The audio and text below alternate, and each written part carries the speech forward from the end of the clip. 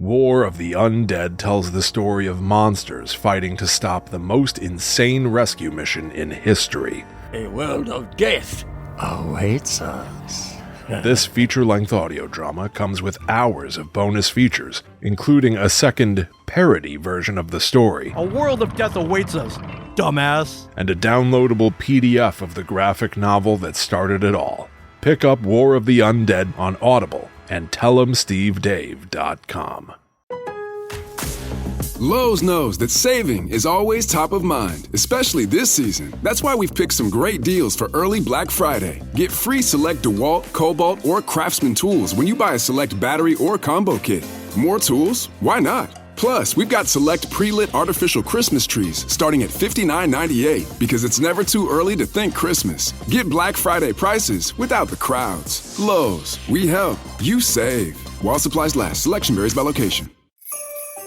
This holiday season, the last place you want to be is the naughty list. Rowan Campbell plays a bloodthirsty Santa in Silent Night, Deadly Night. Director Mike P. Nelson's grisly update to the most controversial horror film ever made is only in theaters December 12th. Go to sndnmovie.com for updates. This Christmas, Santa's gonna slay.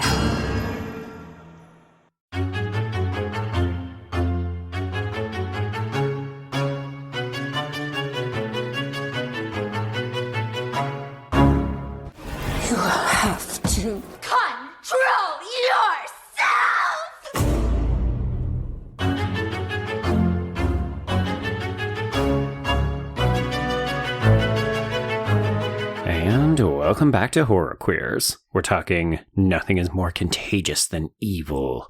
We're talking nothing's worse than breath without odor. And we're talking, don't you see we want to kill you 1,000 times to the limits of eternity, if eternity could have limits. And I'm Joe. And I'm Trace, and we're talking shit. Shit, a large portion of shit. Joe, Yes. I'm not going to lie. I had nothing's more contagious than evil as my pick. And I was like, surely out of all the things in this movie, Joe is not going to pick that thing. And it was the first thing out of your lips. So there we go. What can I say? We think alike. We certainly do. But yes, everyone, we are discussing Pier Paolo Pasolini's Salò, or the 120 Days of Sodom. And if you've never heard of this movie, I feel like right at the bat, we have to give every single content warning imaginable for this film. It is notorious for a reason. And I mean, like if you can name it, it's probably in this movie. I will say, with the exception of animal cruelty, we don't have any animals in this movie, so I don't think we're doing that. But yeah, and folks, sometimes we can be a little bit glib with the content warnings aside from things like sexual assault, but like seriously, heed this warning because outside of animal abuse, this movie quite literally has everything. But I will say, if you've heard of this movie, you know its reputation, and you are like very wary about watching it, and you haven't watched it before listening to this, I would still recommend listening to this, because we're going to go through a bunch of stuff. Hopefully it's not as difficult to hear about as it is to watch. But yeah, that's it. So you've been warned, and if you watch this for this podcast, we're sorry. Maybe. But Joe, before we get any further into this, I do want to invite our guest, because I feel like we have we're all going to have a lot of things to say about this movie. Absolutely. So, everyone, she is the co-host of the Tainted Love podcast, which focuses on romance, relationships, and eroticism within our favorite horror movies. You may have also read her work on physical media releases from Second Sight Films, 88 Films, Unearthed Films, Arrow Video, Error 44, and Fractured Visions. Please welcome Zoë Rose Smith, aka Zobo with a Shotgun. Hello. Thanks for inviting me on. You're welcome. And because I feel like already listeners are going to be like, what the fuck? We did invite you for this, and you said yes. And I think right off the bat, because when I was looking at reviews for this movie on Letterboxd, so many of the reviews were just one word, and it was why. So my question for you is, why did you agree to come and talk about this film? Honestly, I was so excited when you asked me if I wanted to come into Salò. I was like, yes. I was like, that is so my brand, which is clearly, shit eating. No, it's obviously, I adore extreme films. I love films that push the boundaries. I love anything that's like considered highly controversial and disturbing. So Salò is a film that I've actually seen quite a few times. And I was really excited as well when you both mentioned that you hadn't seen it, because I think it's a film on the first watch. It's hard. It's hard, but there's so much history and reputation around it that once you get into it, there's a lot to unpack. And I think you can see kind of the grotesque and the beauty in a film like Salò.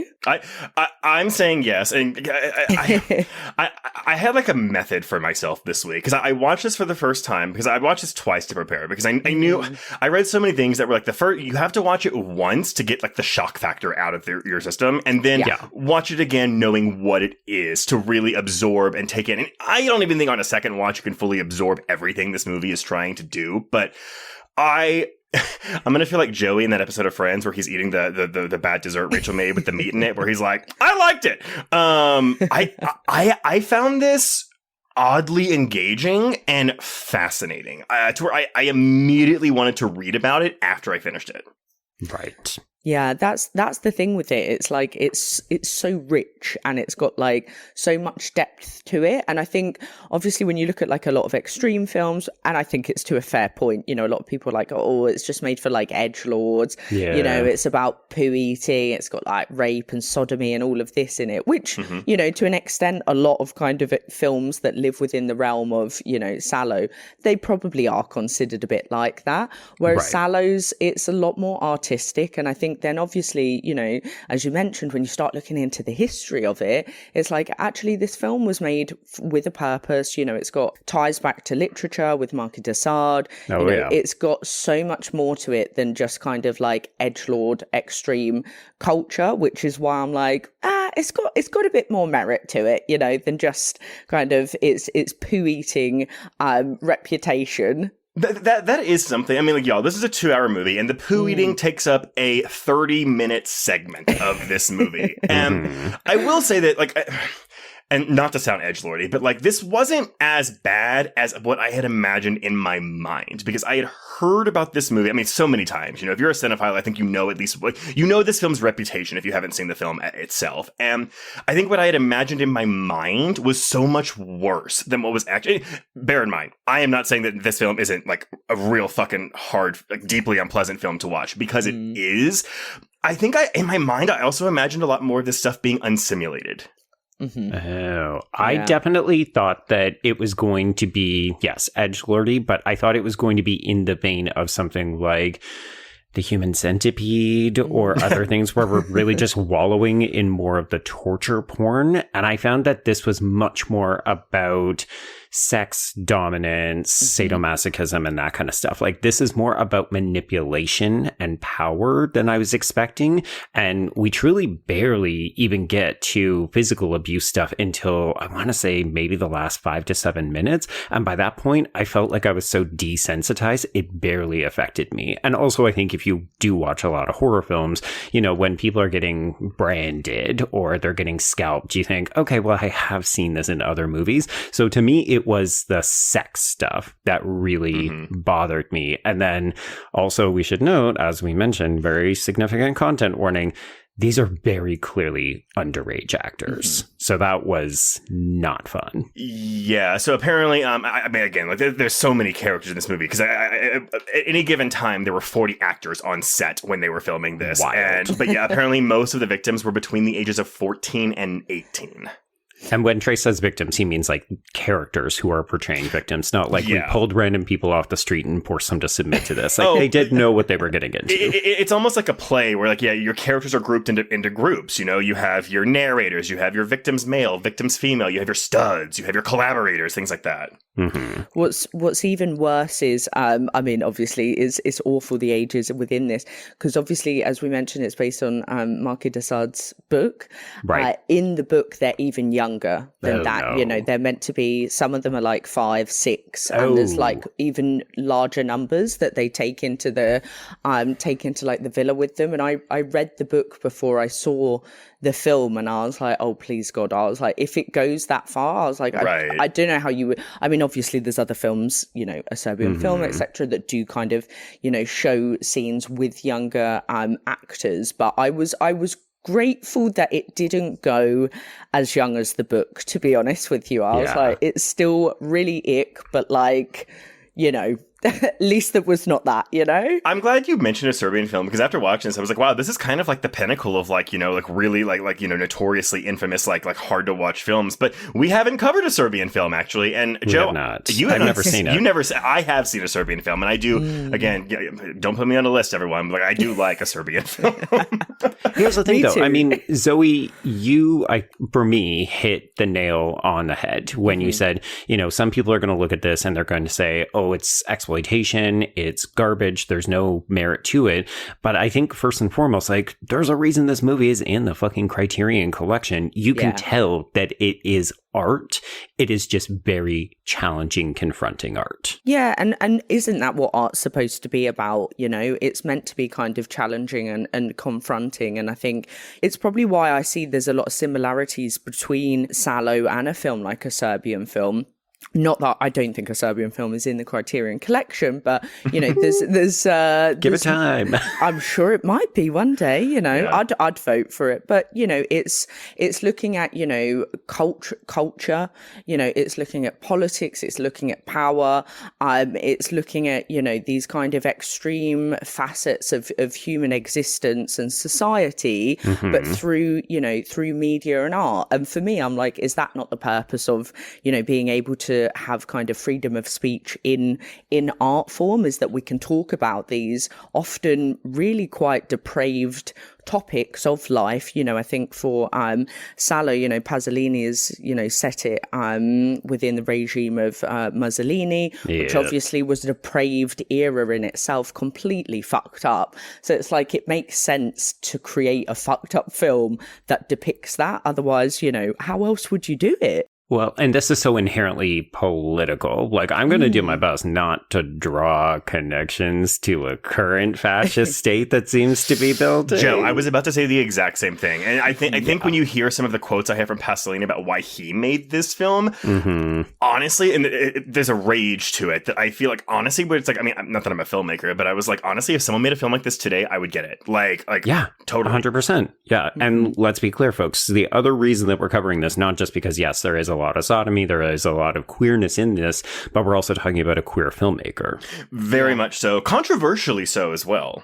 Yeah. Well, Trace, why don't you kick this up? Because I feel like there's a lot of groundwork that needs to be laid. Yeah, yes, lots of groundwork. So let's start with first the book. So, yes, this film is loosely based on the Marquis de Sade's unfinished 1785 novel, The 120 Days of Sodom. And the novel only survives in draft form, with its introduction and first part written according to Sade's detailed plan, but the subsequent three parts are mostly in the form of notes.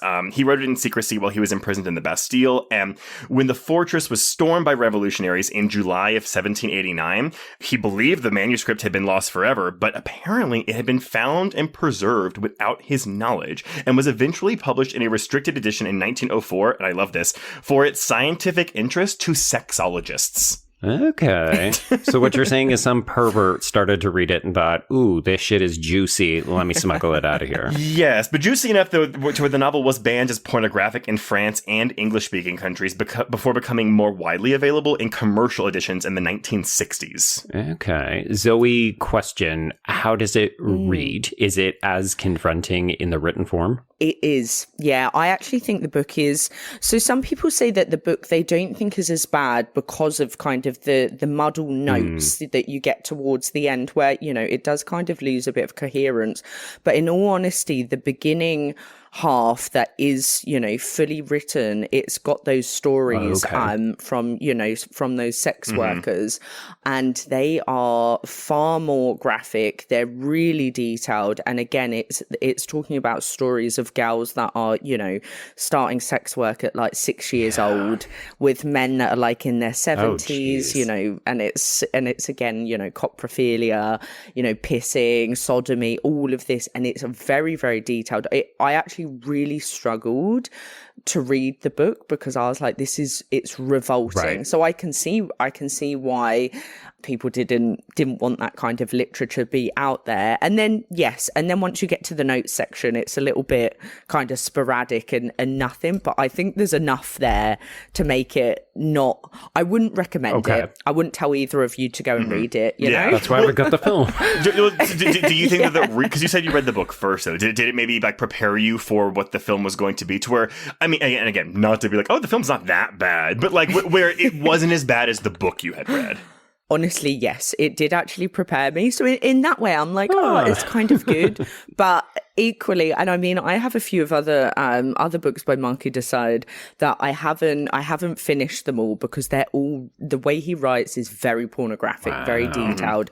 And he obviously, I find him fascinating because he's, like sadism and masochism came from him, from his beliefs of this. And, I'm a practicer of, BDSM myself, and I, have lots of friends in that industry, and I, see it. But I think when you read his beliefs, they're maybe a little bit too across the edge for, what I think most of us would see as like morally correct and ethical. Okay. So, but I think it's fascinating to read what he sees from like a sexual standpoint, even if it is a bit too disturbing. Right.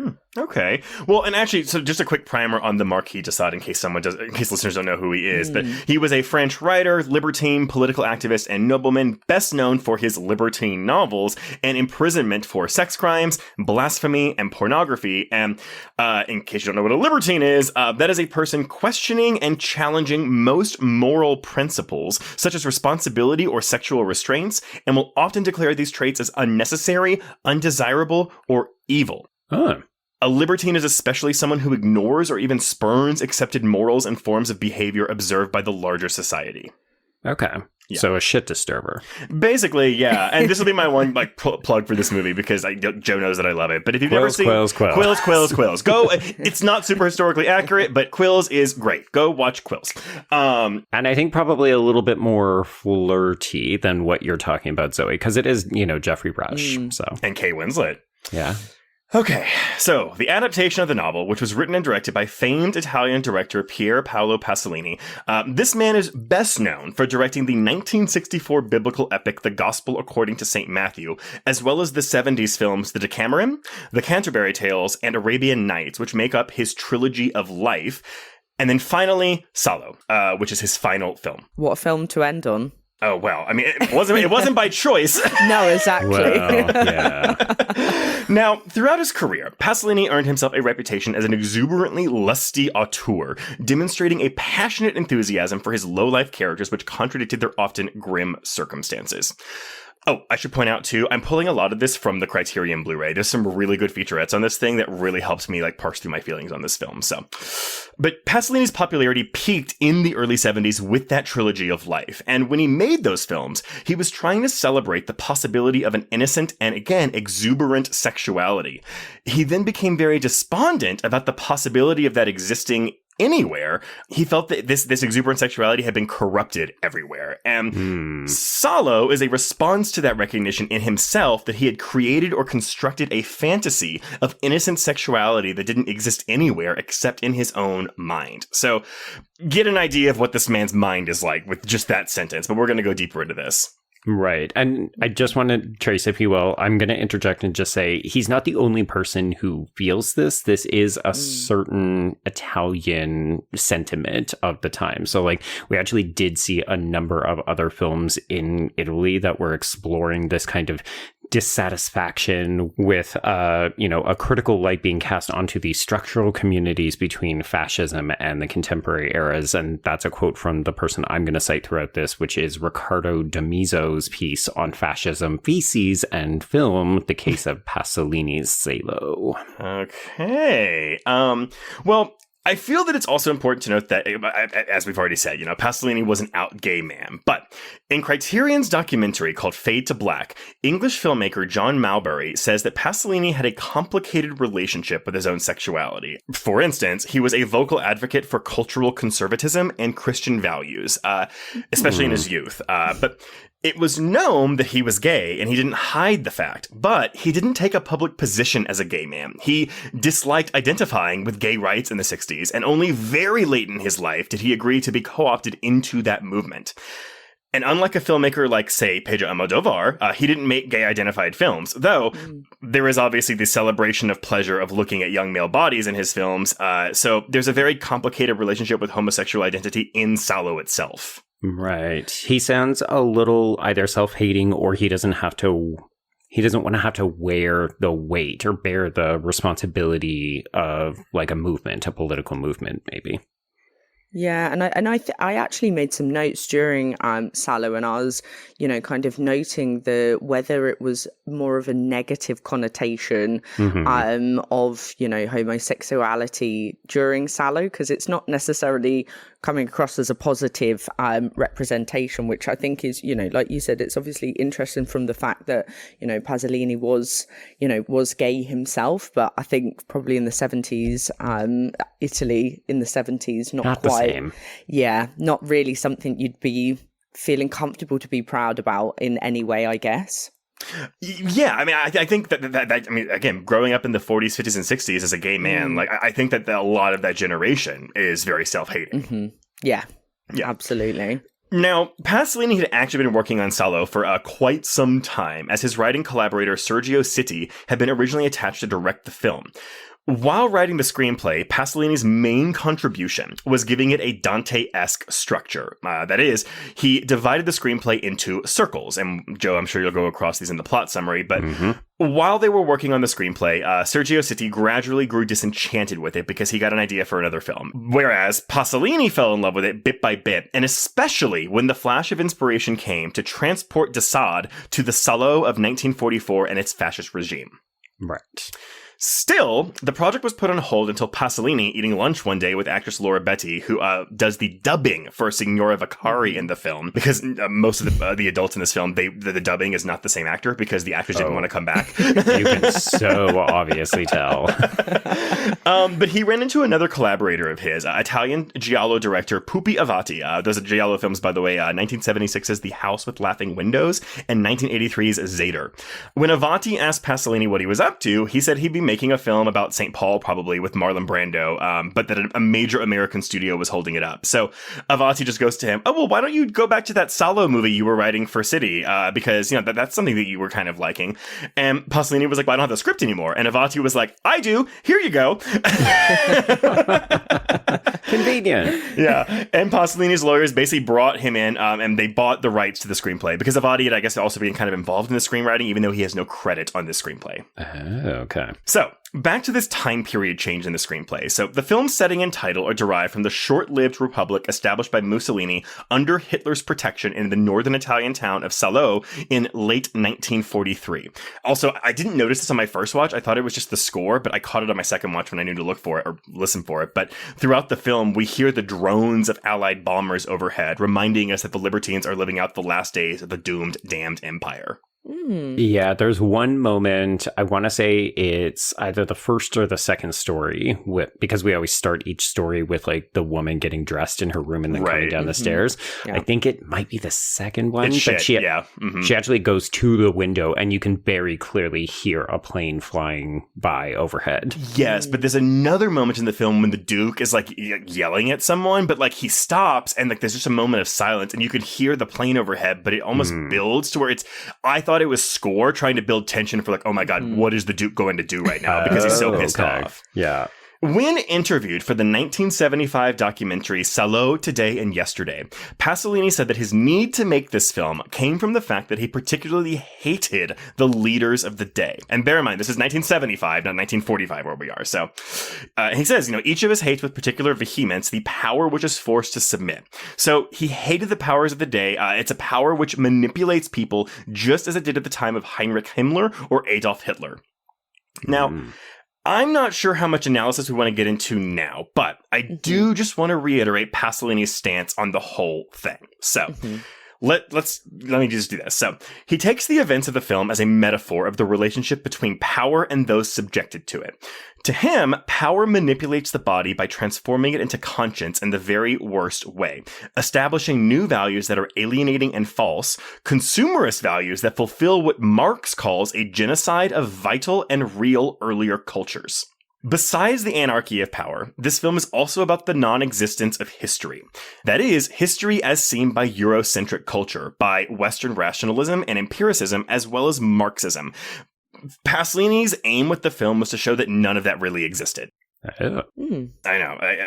History doesn't exist. Okay. Similarly, the meaning of the sex in Salò is a metaphor for the relationship between power and its subjects. So, all of de Sade's sadomasochism has a very clear and specific function to show what power does to the human body, how it reduces the human body to a commodity, which I think is also why we don't really get to know these victims very well. Oh, I mean, the movie is entirely from the perspective of the masters. Mm-hmm. Yeah. Which I would argue that's what makes it even more difficult watch than it already is if we were in the POV of the victims. Yeah. I mean, even the fact that they swap their own daughters at the beginning of the film and like sell them off is very much akin to obviously them being kind of like commodity. And I think throughout the film you see the way they kind of parade them around almost as if they're like a meat market, right? Selling cattle to one another. Like that's very clear as a theme throughout. Yeah, bodies for consumption. Yeah. Well, and so all of this is basically the annulment of the personality of the other. So it isn't just about power, but it's what Pasolini calls the anarchy of power, in that power can, say power again, power can essentially do what it wants, and what it wants is completely arbitrary or dictated by its economic needs that elude common logic. And so I think, again, when you hear about this movie, whether you've seen it or not, people always know about the shit scene. And I think that's the arbitrary part. Freudian slip. That's the arbitrary part where it's like, why this stuff? And it's just because. It's because it's like the most socially taboo, rejected, things like that. Moving on to the victims of the film, though, Pasolini explains that man has always been a conformist. Man's principal trait is to conform to whatever power or type of life he's born into. It's a social characteristic of man, and man is perhaps, by his very biology, narcissistic and rebellious, enamored of his own identity, and so on. But society forces him to conform. He bows his head once and for all before society's obligations. And again, he continues, this is an individual fact that sometimes has repercussions, even in a certain social environment. But he doesn't think there'll ever be a society where man is free, saying, and this is really bleak, saying that we shouldn't hope for anything, because hope is a horrible thing invented by political parties to keep their members in line. Wow. Lovely. Zero relevance to contemporary events and that sentiment. That's what I'm saying. Like I found so many connecting through lines to today's political climate where I was like, wow. Oh, God. So yeah. And we can say the quiet part out loud. Like, we're living in a fascist regime, especially here in North America, but also burgeoning other parts of the world. Yay. Greatest timeline ever. It's a fascist regime that isn't like, that pretends like it's not or refutes the fact that it is. Well, but here's the thing. I mean, I think we can really get philosophical if we want to talk about how we're doing, like these circles of Dante's Inferno. And then it's like, well, there's an element of cyclicalness, right? Like we're situating this film 30 years after the time period when it happens, as if to suggest, oh, well, we're about to embark on that again. And here we are. Happy 75th anniversary. So that's the reason we're covering it this week, is this is the 75th anniversary of its premiere, and we're fucking back here again. I mean, but that's the thing, though, because Pasolini was a Marxist. He was a communist. And so, like, he viewed consumerism and capitalism as the neo-fascism. Right. And also, I'm going to correct myself. I can't do math. It's the 50th anniversary, not the 75th. It came out in 75. That's my defense. Yeah. But we're seeing the same in the UK as well. You know, the government is in absolute shambles. You know, it is a fascist regime. And I think that's, you know, rewatching Salò today, like you both said, you know, it's quite scary, isn't it, to rewatch it, you know, 50 years on and believe that we've, you know, come forward in the times, and you watch it and it's like, actually, if anything, we're regressing at the moment on so many of these themes around, you know, power and totalitarianism. I can't say that word. You know, many of these themes are still so prevalent today, and it's scary. It's really scary, which I think actually makes Salò quite a frightening film in what it's portraying. Well, yeah, for sure. And I think that's why, though, and I wouldn't be upset with anyone for watching this movie and like taking everything just at face value and not looking for the deeper meaning, because there's a lot, as we said, really confronting things in this film. But I do think that take that extra step, you know, try not to just like, what is that Scarlett Johansson movie where she's like getting a divorce from Adam Driver and she's like, you just like movies where people eat shit. This isn't art. People eat shit. And that's A Marriage Story, by the way. There you go. Thank you very much. And I don't know, man. Like, I don't know. Try it out. Test the waters a little bit. Try to like reach beyond the surface level of this. Well, I think especially part of the point of the film is to almost desensitize us. You know, I said off the top that by the time we actually get to the murder and the torture stuff, I mean, you could argue the whole film is torture, but the really explicit, you know, we are actively hurting these victims. I felt like I didn't even care at that point because I had seen so much. And it feels like that is part of the point of the film, is that if you allow yourself to be bogged down, to stop feeling, to stop caring, then that's how the fascists also win. Well, and again, so to elaborate on my point, though, you know, there's no point of identification in the film. And so by not letting us get too close to anybody, it makes it harder for us as an audience, because we want to empathize with these victims and we push back in that desire to always take the position of the torturers. This is a sadistic, not empathetic strategy on Pasolini's part. He wants us to feel this. Yeah. Yeah. And I think that's why this is such a hard first time watch. I kept waiting for the moment where the victims, because they have the numbers, I kept waiting for them to try to rebel. I kept thinking one of these people is going to come to the forefront. You know, there's a girl named Ava and she has a friend who keeps telling her, I can't deal with this. And I thought, okay, we keep coming back to these two. Maybe they're going to try to finally make a break from it. Even if they don't succeed, at least I need to see someone rebel to fight back. Guess what? We don't ever fucking get to that point. Nobody falls out of line in this movie. And if they do, they're just immediately taken care of. Well, and it reinstates that hopelessness, doesn't it? Because, like you said, you know, you're constantly expecting someone to rebel or something to kind of change, and yet they all just fall into kind of this very submissive role within the film where no one once, you know, I think you've got maybe like a small moment when one girl kind of like runs for it, but other than that, like there's really nothing in there. And then actually one of the things that I found most disturbing was you start to see some of the other characters, you know, some of the guards taking part as well and enjoying it and reveling in it. And it kind of shows that almost when you put, you know, people in that kind of setting, it's like you see everyone kind of follows suit, right? If it's, you know, if we're talking about kind of power and politics, what happens at the top starts to drivel down into other people and they lose their own morals and go along with it because they're seeing it from the top, right? So it's kind of like how we see government and how that obviously like plays into society and how we begin to act. Yeah. Well, it's because I think the film can be, it serves as a microcosm, honestly, for just the society in general. Oh, yeah. Yeah. But all of this being said, Pasolini concludes with this, and this is an exact quote. These are arguments I'm making to you. It's all in the film. I don't know if it will be clear, if the ordinary viewer will notice, even a film critic might not notice. But the dynamic, what motivated me to make this film, is what I was just saying. And there was one other quote from some of the featurettes on this that I really like. Pasolini sets out to dissect and slay consumerist society because it is a new fascism. Pasolini abhors this society, so his film must also be abhorrent. Well, I guess it gets carte blanche then. Apparently so. Okay. Now when it comes to filming this thing, oh boy. Okay. Filmed in the spring of 1975, Salò differs from Pasolini's other films, which are often characterized by an obsessive use of shot-reverse shots, one close-up contrasted with another, the absence of over-the-shoulder shots, the complete absence of characters who leave and enter the shot, and most of all, the absence of sequence shots. But in Salò, all of this is taken to its maximum clarity, to its most absolute degree. That made me immediately want to go watch some of his other films, because again, he like didn't disown the trilogy of life, but he was like, I don't believe anything in that anymore, which is why he makes Salò. So it's like, yeah, he's just not that person anymore. Yeah. Now, he never told any of the actors ahead of time what they were going to be doing on any given day. It was always a surprise for them. They were told 30 minutes before the day's shoot was to begin, hey, this is what we're doing today. No method preparation for these kids. No. Jesus Christ.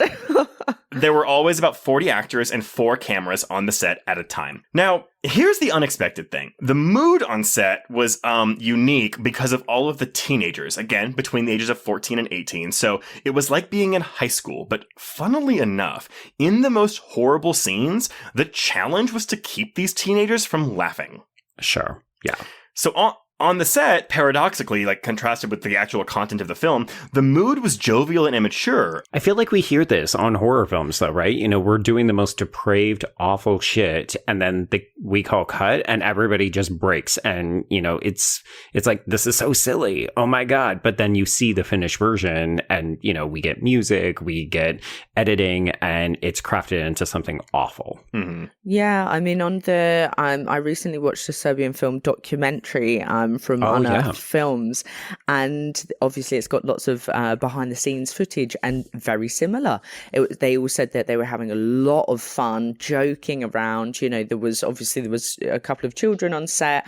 They had like a, you know, child director. They said it was super, super fun versus, you know, the finished film. The end product. Well, I think that's the thing, though. It's like when you're watching something get made, there's no verisimilitude there. But when you're watching a film, and I think that speaks to how effective both this film and I would argue a Serbian film is that they nail the verisimilitude. There we go. Yeah. But here's the thing. And I may get in trouble for saying this, but I have backups. There is an underlying sense of comedy in Salò.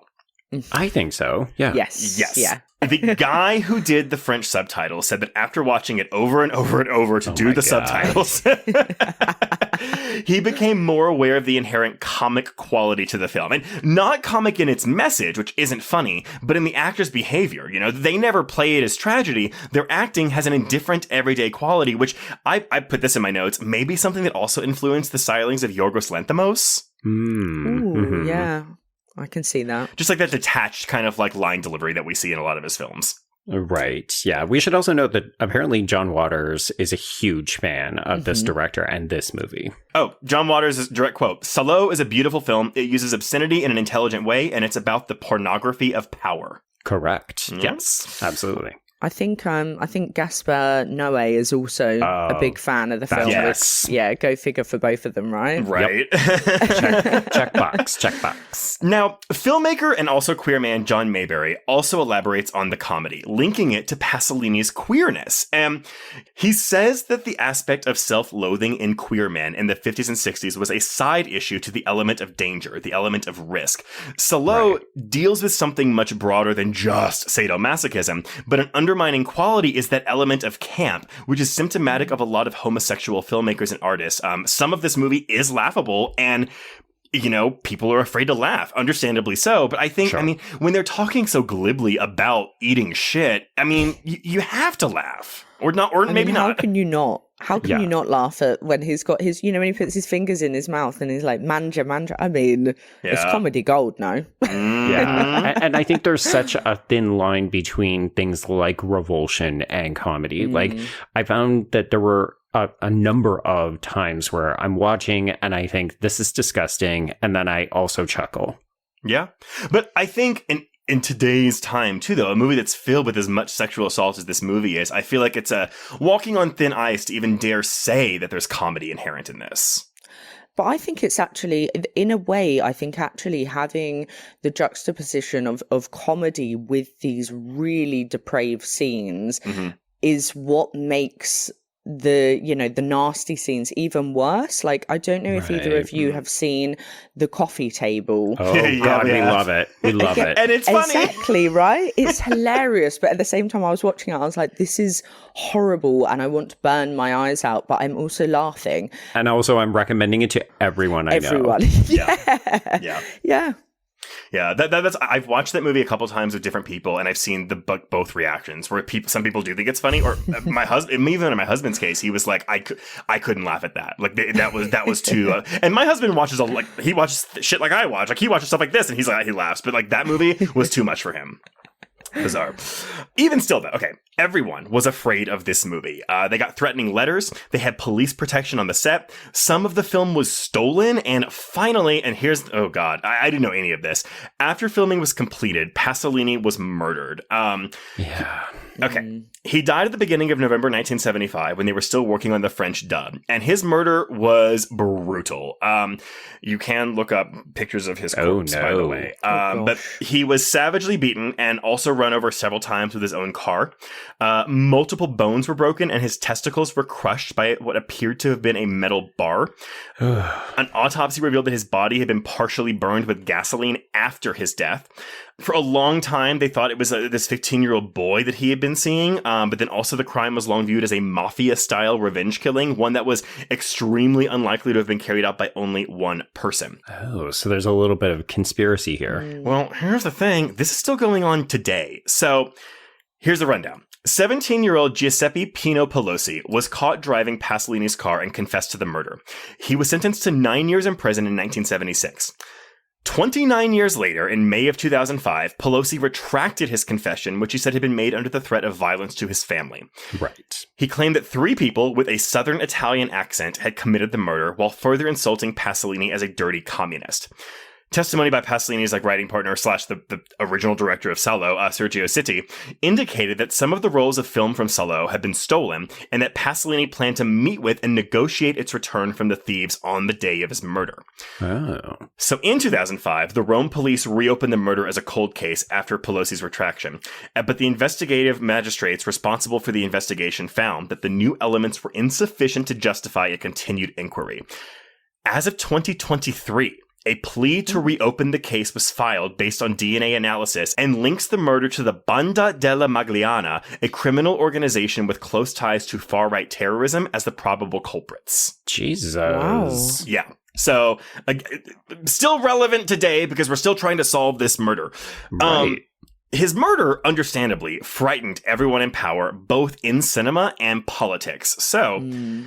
Salò had its world premiere at the 1975 Paris Film Festival 3 weeks after Pasolini's death. At this point, the film was banned in Italy, so about 10 to 20 Italian directors came to give a press conference on the film at the Paris Film Festival and talk about the murder, the film, its ban in Italy, why it was made. But they got there, they showed up at the festival, and none of them were allowed to speak. They said, nope, never mind, we're not going to have you up here. Censored. Yes. And it was awful to witness because suddenly there was this resonance between the film and what was going on then. Huh. It's almost like film is political. Well, weird. What a concept. Who would have thought? So Salò eventually received approval from the Italian censors on December 23rd, 1975. But that approval was withdrawn 3 weeks after its release in January of 1976, and it was formally banned again. There we go. Let's keep banning art. Yes. Yeah. Worldwide distribution was supplied by United Artists, and the film was given a limited release in the United States via Zebra Releasing Corporation in October of 1977. But fun fact, in 1994, an undercover policeman in Cincinnati, Ohio, rented the film from a local gay bookstore and then arrested the owners for pandering. Come on. Also, fuck off. A large group of artists, including Martin Scorsese and Alec Baldwin, and as well as a bunch of scholars, signed a legal brief arguing the film's artistic merit. The Ohio State Court dismissed the case because the police violated the owner's Fourth Amendment rights without reaching the question of whether the film was obscene. Insane. Also, I'm not sure that a policeman, no offense to any police officers who maybe listen to the pod, but I'm pretty sure that they're not the arbiters of taste and worth. Yeah. Now, again, a bunch of countries have banned this movie, but I want to point out that the BBFC in the UK had banned it and didn't pass it uncut until the year 2000. I mean, that's not totally surprising. Yeah. No. But yeah, Salò remains banned in several countries, and since its release has sparked numerous debates among critics and censors about whether or not it constituted pornography due to its nudity and graphic depiction of sexual acts. Supporters of the film maintain that it is not a pornographic film about types of sexuality. In fact, it undermines, in a way, all of those expectations you have about what's erotic because it's framed to keep you at a distance, whereas in pornography, you get in close. And I'm just going to say, I mean, show of virtual hands. Who got turned on watching this movie? No. Nobody? No. I think all of that, though, is from the fear that someone would find this erotic. And that, I'm just like, you can't control that shit. Like, in that case, ban all children's movies because all the pedophiles out there are masturbating to that.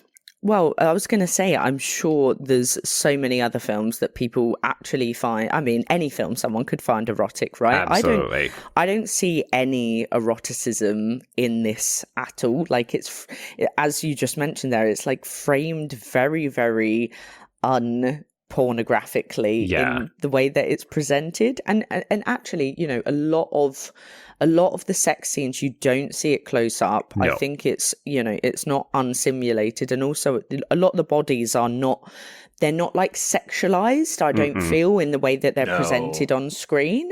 I think the closest we get to it is that sort of cattle scene where the boys and the girls are being selected and the masters are actively looking at their pubic areas and so on. And I was like, oh, this feels gross. But then I realized, well, this is all technically from the perspective of the masters.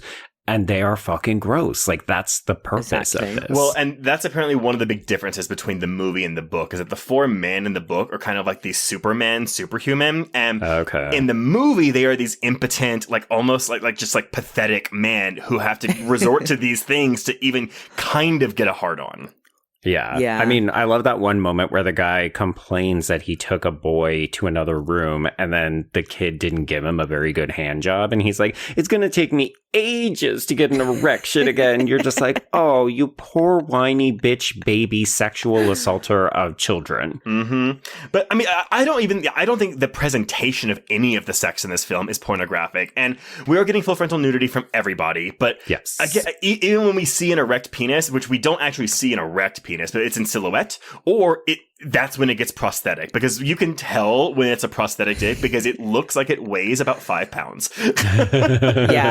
There was one particular one, and I genuinely, when I was watching earlier, I was quite high on my pain medication as well. I was watching it, and I literally put in my notes, I was like, Jesus Christ, is that a real dick? I was like, there's no way. Is it the one that's who's fucking the bishop towards the end? That one. I was like, what the hell? That is an enormous I was like, that's penis. A horse. It is enormous. I was like, no. Oh my God, I literally wrote horsecock in my notes too. That one's fake. And of course, whenever they're burning dicks at the end, like that, those are obviously also fake. But right. And so, okay.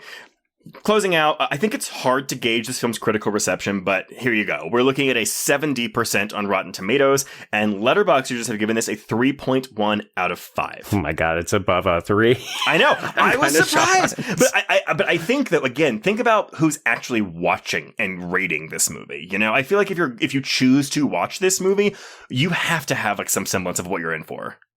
Yeah. I mean, if you do the sort of highest rated Letterboxd reviews, because it's fun to just look at what the general consensus is, but then you can actually click on reviews and then look at which ones are the most popular. And I think one of them is this, like, I'm going to argue from the way it's written, a very young person who wrote, like, you know, basically, what is the fucking point of this? And then there's like 200 comments of people being like, yeah, no, this movie is terrible. And then a bunch of people being like, come back when you're older. That's the thing. When I see those replies, again, like what's the point of this? Why make this? Blah, blah, blah. That, especially when I see a film critic write something like that, which I did see a few of our peers say similar things in their Letterboxd reviews. To me, that's not film criticism. Like, you are actively refusing to engage with the art. And I get that it's difficult material and no one's making you do this. But I feel like if you're, as a film critic, if you're going to watch this film and like engage with it and write a review of it, you have to do better than why. But I think that's one of the things that a lot of films akin to Salò fall kind of into fall short of, is that critics often don't look into the history around them, and are very quick to just damn them as a piece of gross, it's disgusting. And I think as well, to your point about kind of like younger people watching these films, I've seen recently a lot of people, especially on TikTok, recommending the most disturbing film ever, fucked up, and it will be films like Salò or plenty of other a Serbian film, or lots of these other films that or something like Pink Flamingos that have actually got a lot of merit to them, and looking to the filmmakers. But because influencers are out here just going, it's the most fucked up disturbing movie you've ever seen without any context, people going and watching it and then being like, what the hell is this, it's fucked up. I've been called a paedophile on TikTok. Jesus. That I advocate for child pornography because I mentioned a Serbian film.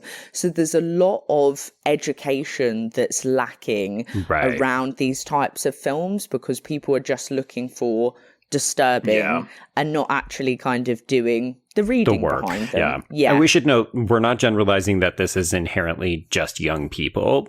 There are plenty of young people who do the work, who appreciate these kinds of movies. So don't anybody take it that way. I think it's more if you're coming into extreme content and then just sort of hand waving it away and saying, oh, well, there's no merit to this. Like, the reality is I made a kind of glib, I thought this was going to be the human centipede. And here's the thing. There's value to the human centipede as well. There's value to the Saw films, to the Hostel movies. Like, I think there's a dangerousness to just writing something off as, who is this for? Why was this made?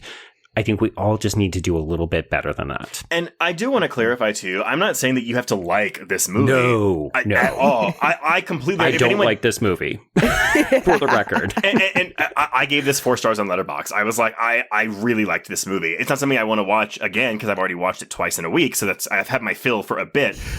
I respect this film, but I don't want to watch it again. Sure, sure. I just mean, I guess for my condemnation from earlier, I'm just like, engage with the film, don't write it off. You don't have to like it, but I just think it's really silly when people are just like, oh, it's Drek, like whatever, like blah. But War of the Undead tells the story of monsters fighting to stop the most insane rescue mission in history. A world of death awaits us.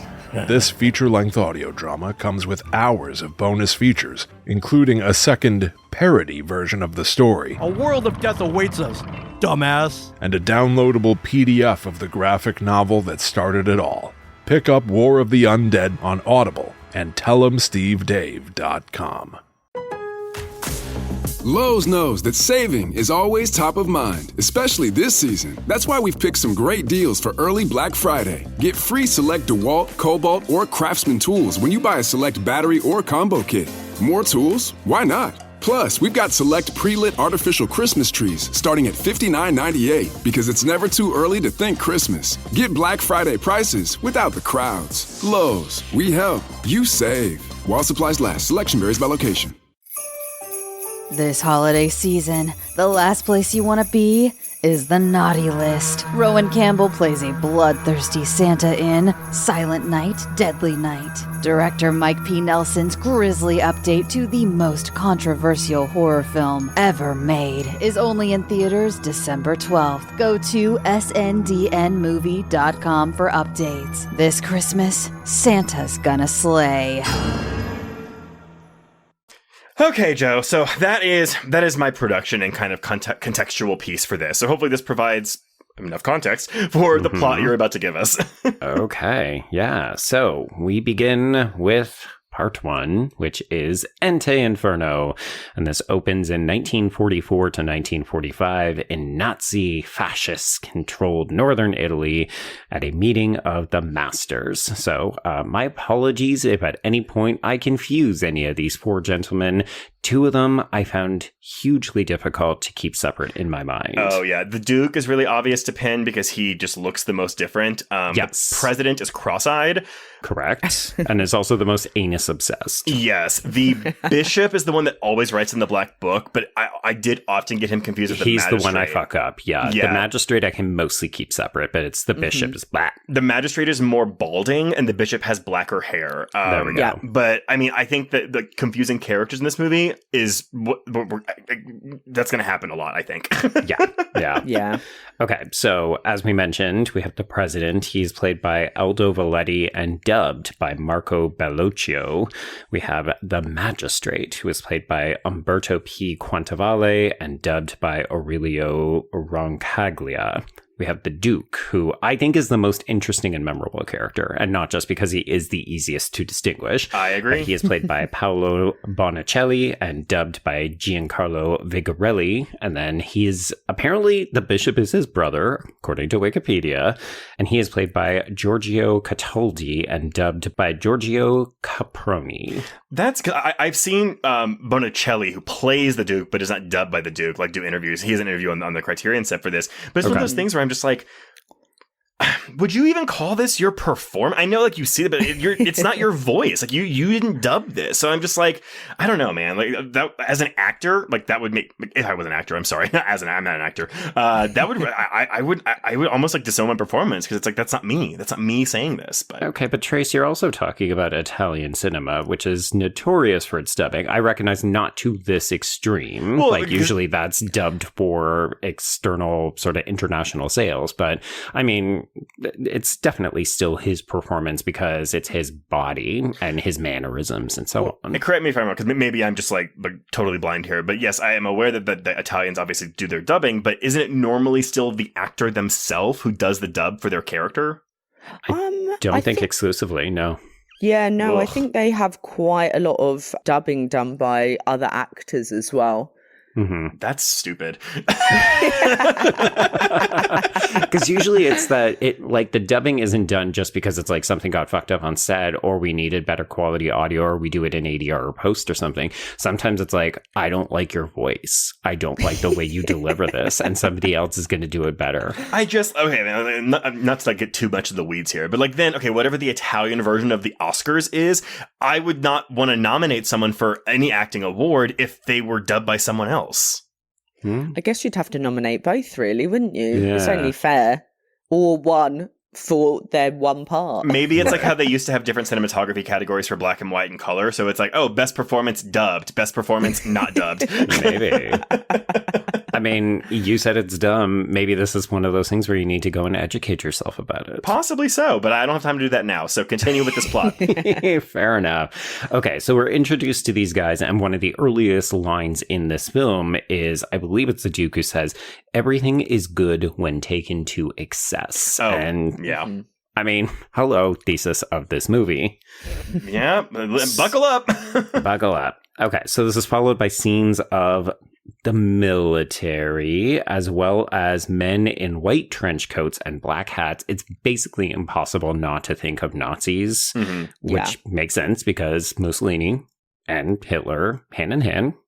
So they are rounding up young people, and we do end up finding 4 teenage boys who will act as guards or collaborators. Not gonna lie, this is me relying a little bit heavily on the Wikipedia for this section because I found it very difficult to distinguish, are they rounding up people for the purposes of turning them into victims? And then you realize, oh no, some of these kids become these guards or collaborators, but it's unclear why or how those decisions are made. Agreed. Yeah, I think the first time you watch this first part, I think is a bit disorienting. Yeah, it's really hard to understand who's what's going on. It's like a bit of a jumble, but I think that's maybe part of the point, right? Again, tying back into that, all of the victims kind of being a bit faceless, right? Because you lose track of who's who and what their purpose is.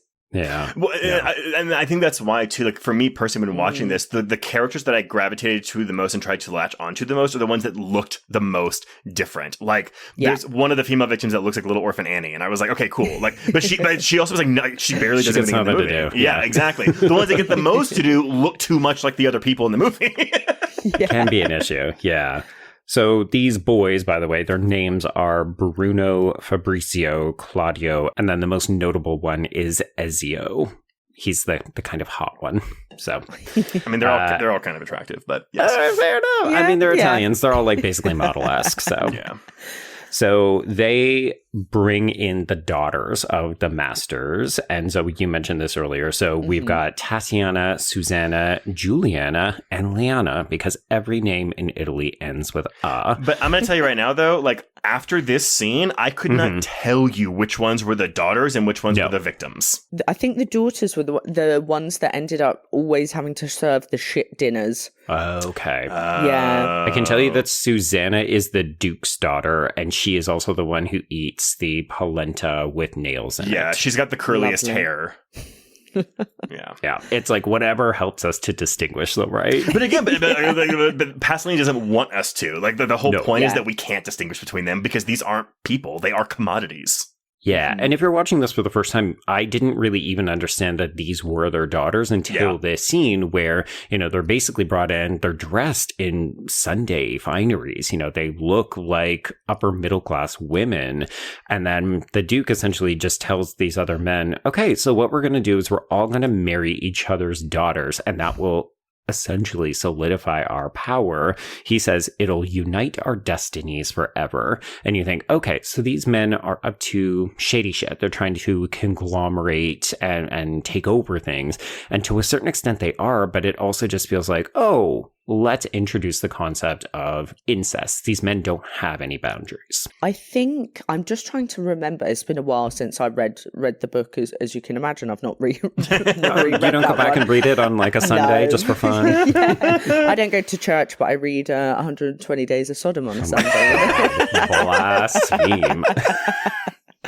I think in the book, it's very much to signify that they obviously there's like misogyny in Italy, right? And it's to kind of signify that. And I believe that in the book, it's more to do with the aspect of being a libertine and being able to do what you want with something you presumably own, which obviously your daughter is something you own, right? As a man, you own your daughter, you'd give her away when you wed her. So I think it's in the book, it's kind of positioned like that it's setting us up for them saying, I own this and I can do with it as I please. Right. And if they're willing to do this to their own daughters, what else are they willing to do? Well, and I think it's part of the brilliance of this film, and even like for the viewing experience that I had, like, because you're watching this, and again, we're watching acts that are done that are just like they're horrifying acts, even beginning with this, with the let's marry each other's daughters. And I think, at least for me, I'm like, okay, how can I rationalize this to where I could understand someone wanting to do this? And so while watching this, I have to put myself in the heads of these people, these four men, and that's so uncomfortable. And I understand why any audience member would be like, no, I don't want to do that. But that is very much what Pasolini is wanting you to do here, I think. Oh, sure. I feel like it's our role as an audience to watch it, get lulled into it by the techniques of filmmaking, and then realize what's happening and reject it. And it's this is going to sound terrible. I don't mean to conflate like the extremity of what I'm about to say. It feels like as an audience member, I'm being waterboarded. Like I'm being constantly forced to submit, and then I get a reprieve, and then I'm dunked back in. Well, and to the point though where you can say, hey, no one's forcing you to watch this. And I'm sure there are plenty of people that have walked out of this movie or turned off this movie. Yeah. Because also, like, those of us who stayed at the end, we're complicit, especially once we get to the torture at the end, which is very voyeuristic. Like, well, there's no fucking end. There's no catharsis. There's no reassurance. But honestly, when it ended, I was like, are you fucking kidding me? But even the way because it's all done through the binocular vision. So it's like, no, we are looking at this too, and we are choosing to stay here and watch this. Mm-hmm. Oh, that was one of my favorite aspects of this film. I was like, oh, it's not even like, oh, you've been complicit this whole time. It's, oh, let me just make it crystal clear. Now it's through binoculars. You are one of them, you dumb motherfuckers. Or like there's that moment where the Duke turns his binoculars backwards so we can see it from far away. Like he wants to see how it looks different from that different angle. It's, man. It's well, good. and even the fact that they're like sat in their own chair, right? And we're sat at home in kind of our viewing chair. It's like literally the same kind of thing. And yeah, like you said, we're just sat at home, you know, casually watching this, being like, this is so horrible. But yet we Still endure watching. the torture of it. Yep, still watching. Oh my God. Imagine if this is like playing on Netflix and you get the, are you still watching? And you're like, I don't know. I how dare you? Okay, so we have abducted a number of boys. We line them up into 3 lines and we have praised them like properties. So they're forced to strip partially nude. And we should note that the Duke makes fuck eyes at a boy named Sergio, who will become one of the more recognizable victims in the film. I've got to say, I love in these scenes, because obviously, like you were saying about like the dubbing and obviously the acting by the 4 libertines, there's really beautiful shots here, I think, of just like the eye contact between, you know, the libertines and all of the children. Like it's quite, I guess it's quite like haunting when you see some of these, especially the boys, I think, actually, just that them to camera. It's really, really like, it's very emotional. Well, because also, I mean, like, this is a dialogue-heavy film, but the victims, the children, don't have that much dialogue. They say virtually nothing. And granted, like, some of them are actors, some of them are like picked off the street, like, so it's like that kind of a thing. But like, they have to do so much with just a look. Yeah. And I agree with you, Zoe. I do think that the boys, they almost get appraised harder. Like okay, so I couldn't figure out who this stern-looking redhead woman is. I don't know if she reappears later. I conflated her with the piano woman, and she's not the same. I double-checked that. But basically, we have this redheaded woman, and then also Signora Castelli, who was played by Caterina Barato.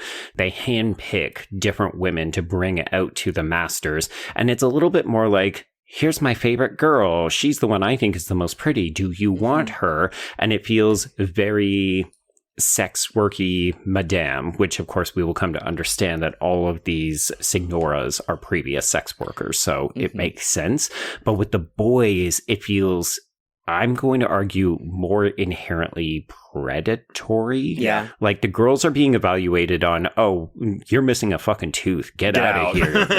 Which, hey, that girl's life was saved by that missing tooth. Right. Thank God. I'm like, knock my teeth out now, please. Because at the time, I thought, okay, you know, we're plucking a lot of these kids off of very rural, agrarian-looking locations. Like, there's farmland, it's country. So part of me thought, okay, maybe it's like an endurance test. If you can survive what these terrible fucking men put you through, then they will set you up with wealth, with power, and so on. So I just thought, oh, that poor girl. I mean, sure, maybe she missed out on being horribly fucking sexually assaulted and tortured, but it also means that she's never going to get to, you know, climb the social ladder or something. And then the movie ends, and I was like, oh, never mind. Like, it didn't really fucking matter. They Honestly, just all get killed. I wrote this in my notes, and this might be a little reductive, but I was like, this feels like Battle Royale / The Hunger Games, entering what I imagine the Cenobite dimension to be.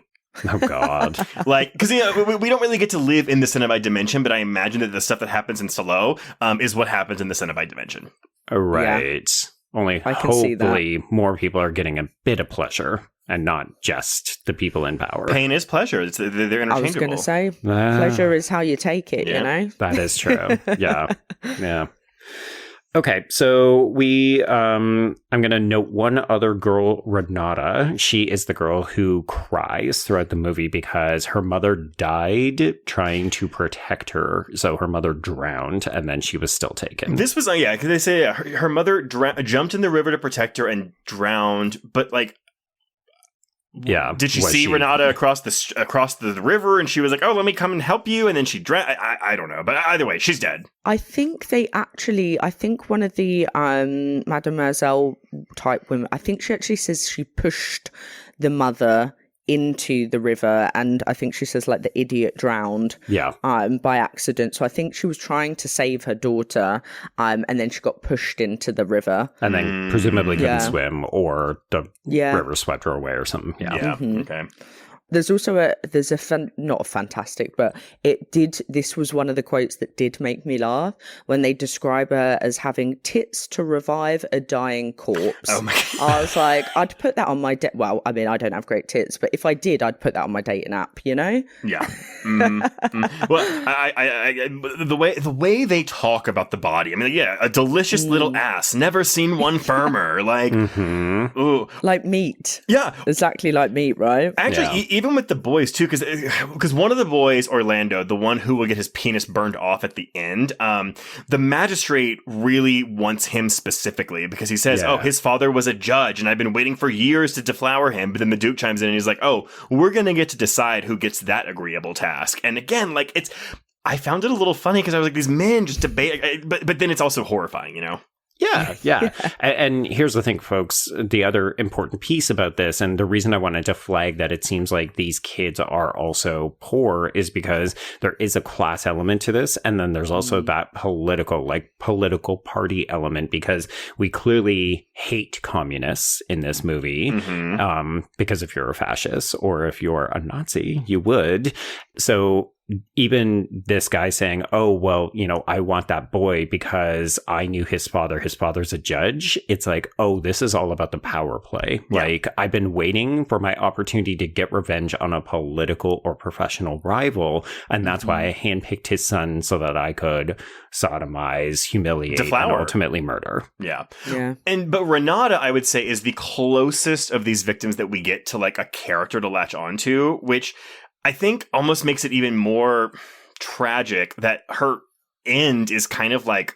It's a whimper. Yeah, it's a whimper. Like you much kind of what you were saying earlier, where you're Joe, where you're waiting for someone to like rebel or something. You're like, okay, maybe Renata's going to be the one to get away, and she's not even close to that. Oh no. And we should note that the person who technically gets the furthest away is the 9th boy. So we get this parade of different vehicles, and one of the boys jumps out the back and makes a run for it. Everybody just stops, and then we shoot this boy. And that's the closest that we will get, apart from, yes, the other girl who tries to get to the window, but, like, she doesn't even manage to open it. No. So. And they kill her off screen. Like, yeah, she gets her throat slit. There were actually a lot more things left off screen than I was expecting. 100%. Again, based on this movie's reputation.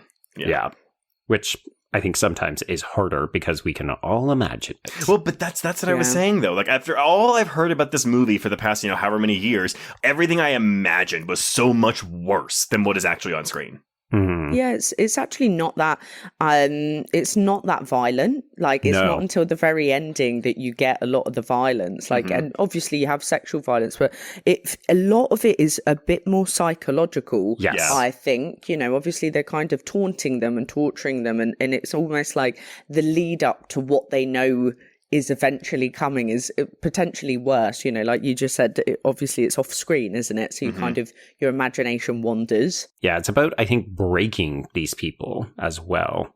Like, half the fun is getting to see what is going to drive these victims insane. I think, for me, one of the big issues I actually had with this movie was the passage of time, because the title tells us 120 Days of Sodom. So that would lead me to believe... I'm so glad that we don't get date cards. That would make this movie feel endless. For sure, but this movie feels like 3 days.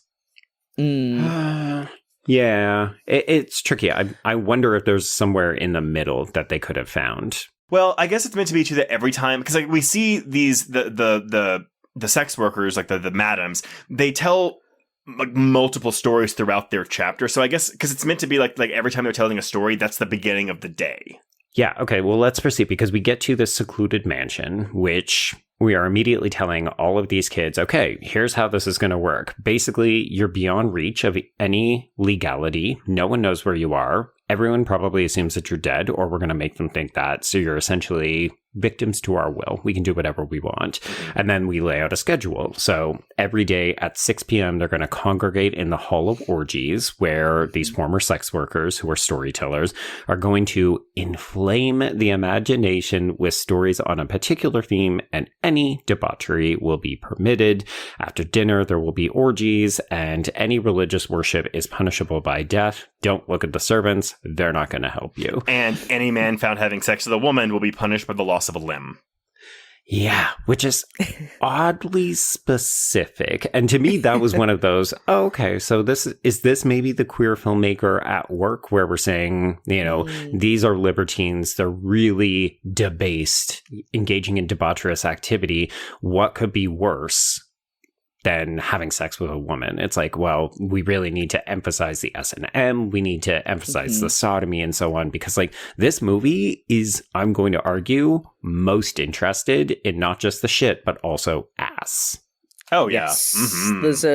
There's a big focus on arse in this film, and it's interesting, isn't it? Because obviously, like, they'll all engage in anal sex with the women, but they won't engage in vaginal sex with the women in this. It's like that's seen to be like dirty, or it's too basic. Like, everybody does that, so why would we bother? Yeah, like the heterosexual kind of intercourse is, it's boring. It's not taboo. It's not boundary pushing, right? But I guess, like, on that note, though, I actually did appreciate the lean towards like same-sex attraction, or maybe attraction is the right word, but you said something earlier, Zoe, where you said, because you weren't sure if it was really a positive portrayal of queerness. And that's the thing where I'm like, I'm glad it's here, because, I mean, even in 1975, I mean, this alone, just the content of just queerness would have been pretty taboo. Yeah, and instead what we get is a film where everybody, like every single man, will engage in homosexual activity, like the guards, the conspirators and everything, and nobody seems to have a problem with it, except for these victims who, of course, are being sexually assaulted. They don't want to engage in any kind of sex. But the people with power, they're like, oh yeah, queer shit? Yeah. No biggie. Like, they're super comfortable with it. And part of me was, I just found that weirdly refreshing. But then I realized, these are also all villains. So it's it's tricky, right? Yeah, well, that's exactly what I meant with my comment earlier, because, I was like, like you said, it's so refreshing to see, homosexuality on screen, and, it being not a taboo topic in the film and everyone engaging in it. And if anything, it being the preferred option in the film, to go towards the boys. They often mention throughout that they have a preference towards boys when they have this, the bum, the arse kind of competition. They choose, a male as the prettiest bum and say that that's often the case. So there's like a huge sway towards it. But then, like you mentioned, Joe, obviously they are the villains. So it's like, how is that kind of being portrayed? Or whether, actually you can have both, is there a reality where you can have both a positive and negative portrayal of it in the film? And I think yes. Yeah. Okay, so we move into our next section of the film, which is the Circle of Manias, and let's introduce Signora Vaccari, who is played by Helene Suger and dubbed by Laura Betty. And Trace, I'm going to go out on a limb and say this is maybe one of your favorite characters? Yeah, I think out of all of them, she's my favorite, if only because I feel like we get to know her the best. I mean, Poop Lady, we get to know a lot about, but I don't find her as engaging. And then the last one, I feel like she gets like half a story before we get to move into the torture. So I also just like, this woman's dress is gorgeous. Yeah, the white party gown, the stole. It's I do think it's really fascinating that we get to see these women storytellers who we acknowledge are all former sex workers, because that's what their stories are all about. It's the kind of depravity that we expect from the Marquis de Sade's writing, only here verbalized or almost told like an oral tradition.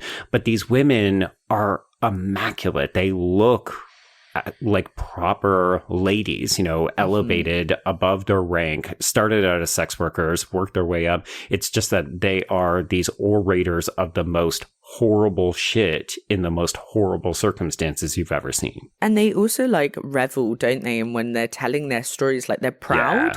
Yeah. They're proud of delivering these stories. They're like, these are things that I've done, that I'm proud of the work I've been doing since I was a young girl. They want to show it off, which is quite conflicting, because I guess if you're thinking of, even today, right, how we kind of view sex workers is that, for a long time, it's obviously been something that it's been deemed as, wrong and, it's like oppressive to women. But it's like, actually, we see now a lot of sex workers are proud of the work that they do. So it's listening to what they had done to them at the ages and the types of things that you're kind of going, oh, honey, that wasn't good to go through, at that age. But then you're like, but if you were consenting and you're happy and they're telling it, it's I find it odd to listen to it. That's the thing for me, though. It's not even the pride that Vicarious has in this scene. It's she tells a story that basically is about how she was molested as a child, right? But she liked it. That's the thing here, is that she's like, oh, I thought this was great. Like, Well, one of the things that I find interesting about all of these stories, too, is that they often end with them saying, I did these horrible things. I found I didn't mind them, and obviously they escalate from, oh, okay, I was significantly underage and I did things. And then it was, oh, okay, then I did anal. Oh, okay, then he came on my face. Oh, okay, then it was like, piss. And that's kind of like, we just keep upping the ante. But I also kind of like that each story is, and then I found, he gave me this much more money for it. And that's also a source of pride. Like, I did these terrible things, discovered it wasn't so bad, and made a fuck ton of money off of it. And I thought, yeah, it's very similar to what you just said, Zoe. It's almost the same issue as the depiction of male queerness in this, where you're like, oh, there's so much pride in sex work and making money, and like, look at what these women have managed to make of themselves. And yet you're also like, oh no, wait, it's all terrible. Never mind. Yeah, and I feel like that is very much along the lines of Marquis de Sade's beliefs, was that, and obviously, sadism and masochism, they're acts that, whilst maybe not so much in the depiction of in this film, but like they're acts that people actively consent to doing, to being hurt or to hurting another, and yet society still deems them as taboo and wrong. And Marquis de Sade's vision was exactly that: is who are we to judge someone else's pleasure if they're consenting to it with another consensual person involved? And I think that's exactly what you see with these kind of negative positive connotations of these acts, is like, we're going, oh well, it should be wrong, but then it's like, but if the person consented and enjoyed it, who are we to judge it? Yeah, exactly. Don't kink shame, right? It's none of our fucking business too, right? Exactly. Yeah. So while she's telling this story, we do have the various masters trying to elicit certain things. So at one point, the magistrate he comes back, and then he's getting this like really sad, lackluster hand job, and he complains about it. And, Vicari notes, oh, okay, well, we're going to have to work on that. So put a pin in that. We'll come back to it. This, I love, actually, I found this line very funny. It's just, she's watching this boy just try to just try to masturbate this guy. And she just goes, God, the boy's hopeless at masturbating. Steps must be taken. Yes. Yeah. But before we get to the steps, we have to get to breakfast, because I think this is the first big sex set piece of the film. So we have naked serving girl Liana, who gets tripped, I believe, by Officio, one of these guards or collaborators, and he ends up raping her while everybody else is just kind of sitting there. And while this is occurring, the president runs around showing everyone his ass and encouraging them to appreciate it, to the point where he then offers himself up to be fucked by FCO, and everybody's laughing. And then we sing this song called Sul Ponte di Pariti. And I wrote in my notes initially that this is like a bit of a war anthem. I don't actually know if that's what it is, but it feels, the juxtaposition of the president is literally getting railed behind everybody, and we just start singing. It's no biggie. I just raised my hand like you could see me. So I have the context for this song, by the way. So, thank you. This is an Alpini war song, and the Alpini are a mountain infantry corps of the Italian army that distinguished itself in combat during World War I and World War II, but they were also very famous in Italy for their songs and choirs. So what this song is about, this is just a brief summary about it. On the bridge of Parati, century, a black flag of grief flies for the Alpini fallen of the Alpine Division Julia of the Second World War era, honoring not just their predecessors who perished in the mountains in the First World War, but also the division's war dead in Albania, Greece, and the Eastern Front, their sacrifices making it one of the country's most decorated. So, we're singing this here while the president's getting railed in the back. And the Duke's daughter, Liana, has just been anally raped. So, yeah.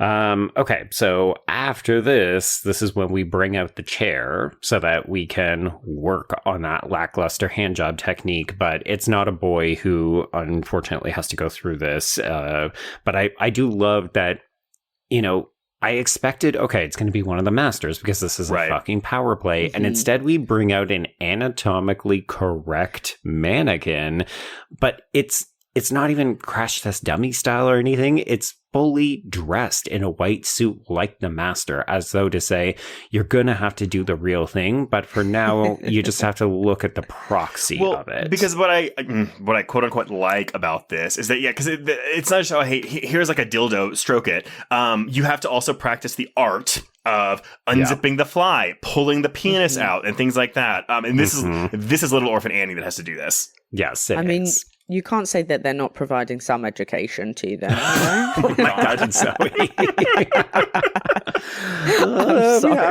We have to laugh. And meanwhile, listeners are like, no, you don't. It's such an utterly ridiculous That's the thing. Like, I did laugh at this because I just thought, what are we doing? What is happening right now? Yeah. I mean, as John Waters said, it uses obscenity like smartly. There we go. Yeah. So after the next meal, we realize that a girl has died by suicide. So now we're down to 8 girls and 8 boys. No, and I don't think she died by suicide. I thought they killed her. You think they would killed her? Well, because this is the girl that tried to run for the window. Yeah, okay. I think they kill her, but again, it's off screen. Yeah. Okay. I guess it was partially because people seem confused when they open the door and the body falls out, but maybe it was just, I wonder who did that. But Joe, you bring up a good point though, because to my knowledge, no one, unless maybe this girl did, no one in this movie tries to kill themselves. No, not from what we see. So you could also then argue that, well, they are willingly subjecting them. Well, maybe not willingly, but like they have another option, which is death, and they don't take it until it's too late. Yeah. I don't know what to make of that. I don't know. Just an observation on my part. You don't have to elaborate. Yeah. Okay, so Bakari tells another story. She arguably, I think, you're right, Trey. She gets the most, but I think it's also because she's the first storyteller, so we're laying more of the groundwork for the subsequent 2. But she talks about her first time doing anal, and then we decide, you know what? We should take the 2 most resistant kids, and we should take them into another room and see whether or not they're going to work out, more or less. Like, are they going to be able to get through this 120 days?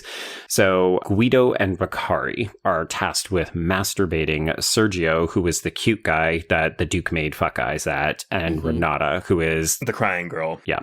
And basically, we have to watch as these 2 just lie prone on the ground as Guido and Bakari go at them. Yeah. And I will say, this could be presented very graphically. It could be, close-up porny shots, and instead this is nearly an extremely long shot. So we understand what's happening, but there's no wallowing in it. There's no getting turned on. No, but what I love, do you know what I find really quite fascinating about these scenes in particular?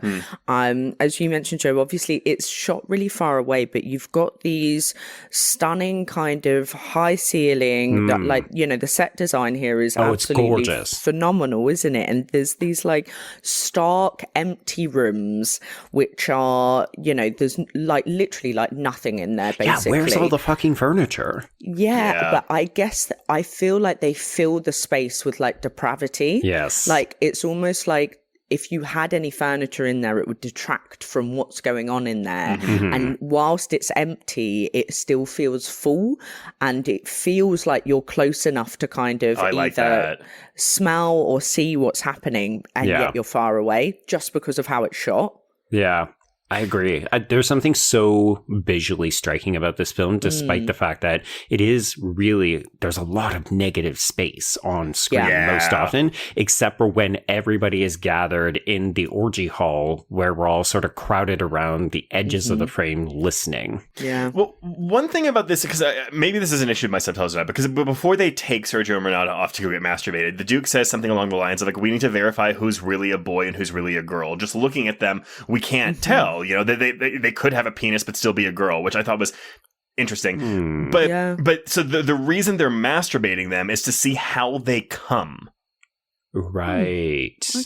Okay. I took it a different way. I thought it was more like, can these people even come? Like, are they truly a man or a woman? As in, have they developed the capacity to?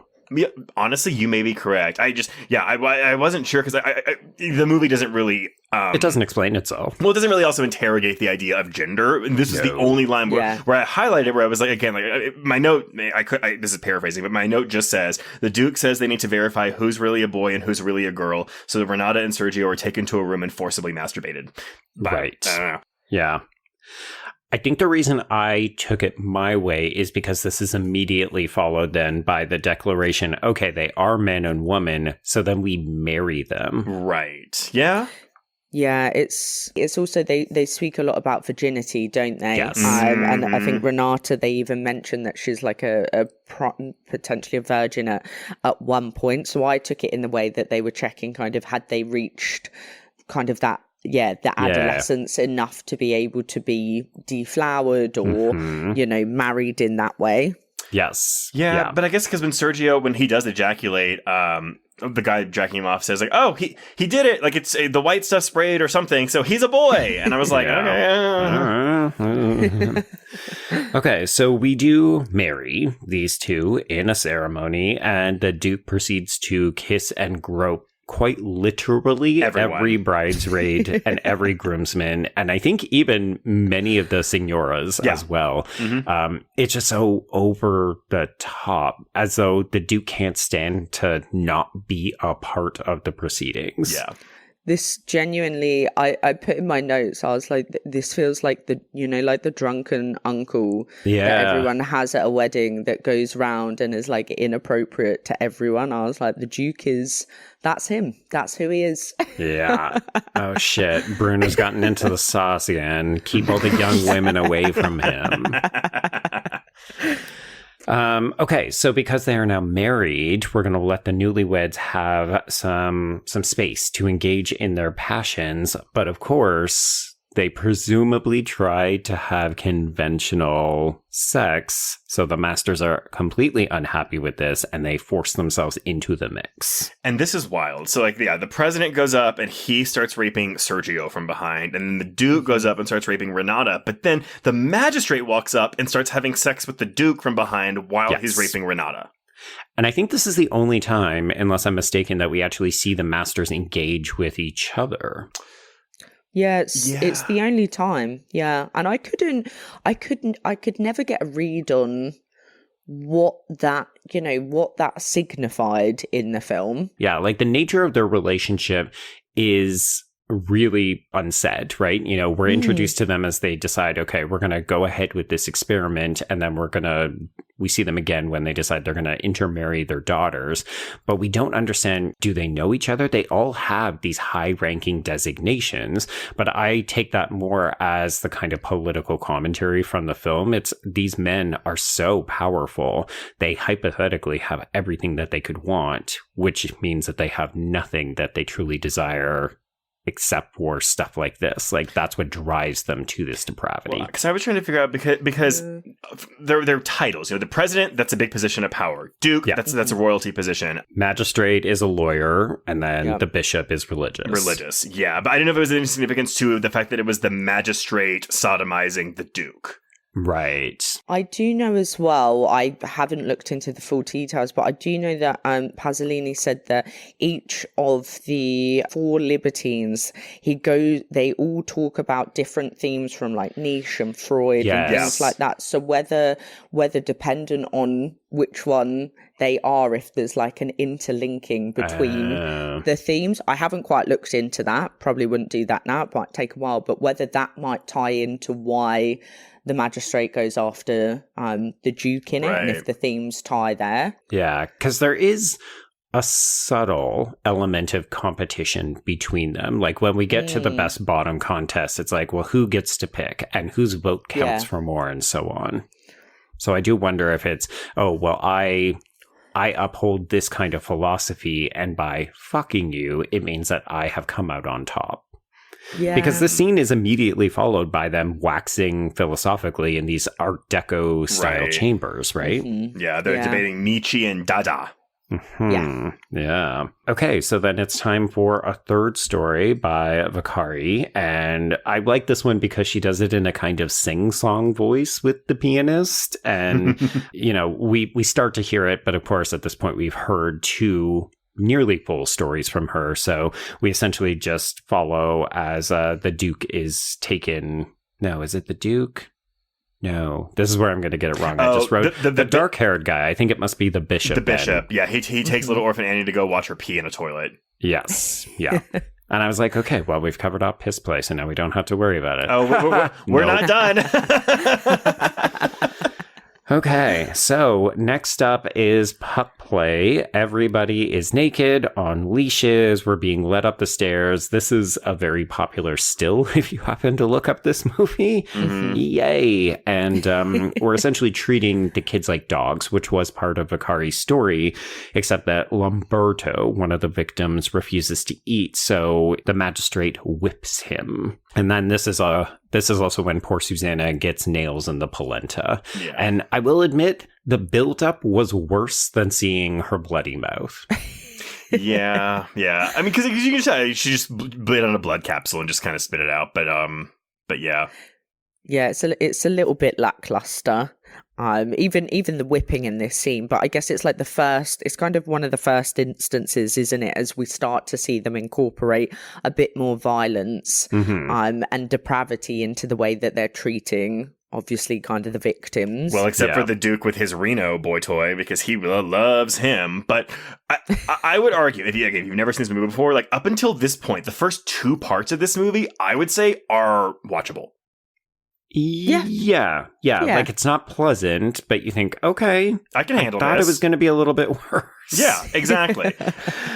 Okay, well, Trace, that feels like you are teeing me up, because let's move into the circle of shit, shall we? This chapter felt so much longer to me, where it's only 30 minutes, and I put only in quotation marks because it makes sense, right? It's a 2-hour movie. There's 4 parts. Each one's about 30 minutes long.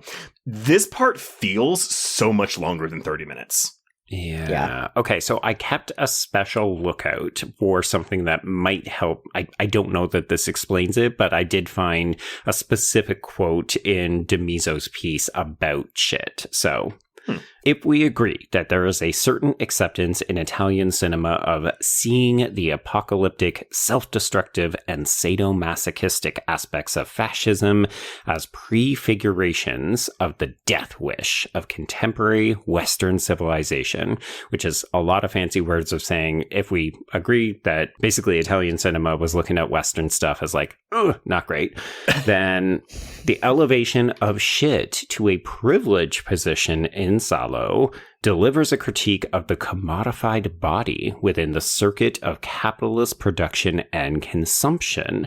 So it functions as both the product, in quotations, of bodies and civilization, as well as the repressed symbol of its death.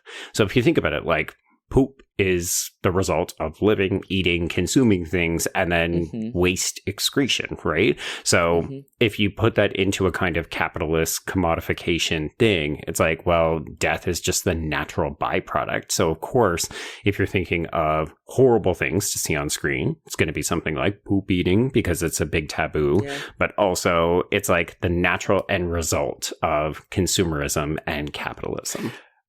Yeah, 2 things. So, one, I get that, and I guess for me, like, this just felt so long because I maybe it's because it's poop, and like that's the taboo. But I was like, I get it. The point is made. Like, it doesn't have to keep going. Yeah, I'm not gonna lie. Okay, Zoe, stop me if you've heard this from either this film or any of the other extreme films that you've seen, but I do feel like the other criticism, once people get by the but why argument, it's like, but wasn't the point made? Like, why do we have to wallow in it? Why do we have to suffer in it? Why does it have to go on so long? And part of me thinks that's also the point. Sorry, really quick. It is the point. It's not even that I find this unbearable to watch. I just think it gets boring after a while. Right. Yeah. Yeah. Do you know what? I do agree to an extent that it does get a bit tedious. Once you've kind of seen it, it loses its shock value. I think the first time you see the poop eating, with, I think it's Renata on the floor, and he takes this, he takes a shit directly on the floor. Yes. It's like, got all this liquid around it, she's forced into it in front of everyone. It's very humiliating. Yes. And then and this for me is where the comedy really amps up, because it goes on for so long, it becomes super comedic when they bring out the fucking shit dinner. Oh my God. That big fucking shaver. silver platter tray with just... It's like a 3-story log of shit. But like some of the studs, because again, we have this like shot of the studs like holding their nose, like really exaggerating. It's funny. It's not funny just because it's shit, but it's funny because of how they're all reacting to this. That is true. Yeah, and it's quite reminiscent, of the scene in Pink Flamingos. I always think of, where they've got the shit eating as well, and it's funny. Like, poo is kind of, whilst it's disgusting, and I mean, don't get me wrong. Like, if I was in that situation, like, I absolutely would rather off myself than eat a piece of human kill food. me, absolutely. Absolutely, like, do anything rather than that. But like, watching them eat this shit, it does become quite humorous. Like, poo is in a way quite funny, I think, and I think we can see the humor in poop. So for me, like, this scene, it does go on a bit too long, but like, I don't find it the worst part of it, because I think actually by the end of those 30 minutes, you're kind of like, there's just another person eating shit. And that the bit where he's shouting manja as well, it's funny. It's hilarious. It is funny. Like, but I guess even the logic behind it, they're like, oh, well, we don't want to waste anything. I'm like, yeah, but you're eating waste, which is then going to be turned into just waste again. So you're just doing a cycle. You're not like saving anything. Circle of shit, Yeah, exactly. But it's the infinity snake, right? We're just circling the drain. The infinity shit. There we go.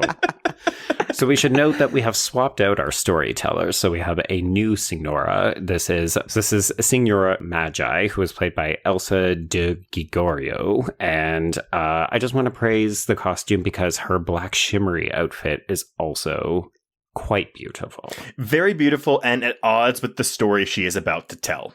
Well, yeah, which is one of the other sort of fun pieces, right? Is these women who look all guzzied up, like we might as well be going out to the opera or a really fancy restaurant. They, prepare themselves in their room. They come down the stairs, and it's to a room full of naked children who are forced to listen to them talk about, the 70-year-old man ejaculating on my back, or, oh yeah, like I took a shit, I took a laxative, and then I took a shit, and then he made me like basically spoon feed him, and then he loved it so much he ejaculated in his nappies. That story for me is, I was like, oh, come off it. I was like, not ejaculate. Like, the nappy thing really upset me, if I'm honest with you. But I think there's something, the fact that they look so immaculate and well presented, I think it's to almost kind of show that, like, behind closed doors, yes, everyone can be depraved. We're not what we look like, right? You might see someone that's, well-to-do, and often, I think actually often it's, well-to-do people that you might find that are into some of the more kind of humorous stuff going on. So you see them looking, prim, proper, clean. You imagine they smell nice, and behind closed doors, she's shitting all over some bloke in a nappy, and feeding it to him. And feeding it to him, whereas actually you'd often just presume that someone that looks maybe dirty or poor would do horrible things, right, because of their look. So it's like very much going on kind of judgment and looks as well. Yeah, take heed, everybody. That influencer that you follow on social media, they're eating shit. I think it's more so like far right-wing politicians is what I had in mind for that. But I mean, who are the people who always end up getting outed as like child molesters? It's always like these popular religious figures and these far-right politicians. And I'm like, yeah, because what you do behind closed doors, you are ashamed of. Yeah. But it's all appearances up front. Meanwhile, though, the Signora Magi is talking about things that produced excellent diarrhea. And I quote. And I quote. Let me read you this dialogue. Yeah, I do not have it. Do you have it? Do you want to talk about it? I know. I mean, I just have in my notes. She talks about, and I quote, produce excellent diarrhea. And I was like, yep, okay. I'm honestly surprised but happy we don't have a shot of someone drinking diarrhea out of a goblet. Oh, it's a little surprising if we're being honest. Like, the restraint. I will say, though, one of the interesting things that's embedded in Signora Magi's story is that her mom at one point tries to get her to stop engaging in sex work and sort of change her life around to the point that Signora Magi kills her mother. And then we just cut to the Duke saying, I've been there, essentially, like paraphrasing. He more or less says, oh, yeah, I've had to kill somebody about stuff like that, too. It's rotten. Just in passing conversation. And that's the comedy, right? It's comedic. Yeah, and then you've got poor little Renato crying again. Right? Oh, like, no, you killed your mom. So I posted the picture of my Criterion Blu-ray of this when I posted I was watching this, and someone on Blue Sky marked it as non-sexual nudity. And because when I looked at the cover of the box, I thought it was a painting of a girl crying. It's just the still of Renata kneeling before the shit crying. Yeah. I was like, oh, I didn't have that context. I thought it was like a painting. It's because you thought it was art. I thought it was art. Yeah. So, interesting to note, too, at one point we get the Duke taking the president aside and asking how does he know Signora Magi? And the president demurs and says, like, I'll let you know later. It'll be a bit of the mystery for now. Shouldn't we make a plan so that we can make sure we collect everybody's poop? Which, first things first. Even in 1975, when you hear that, you're probably like, why do they want to collect their poop? I don't think you have any idea what's going to... Well, maybe you do, actually, if you already... Because you've seen Renata eat shit at this point, so... Yeah, it is wild, though, to then go... We've never seen where any of these victims sleep, and it looks like a bit of an unusual summer camp setup, right? We've got a bunch of beds in a couple of different rooms, but they've got chamber pots because we don't want them to leave where they're sleeping so we can control them.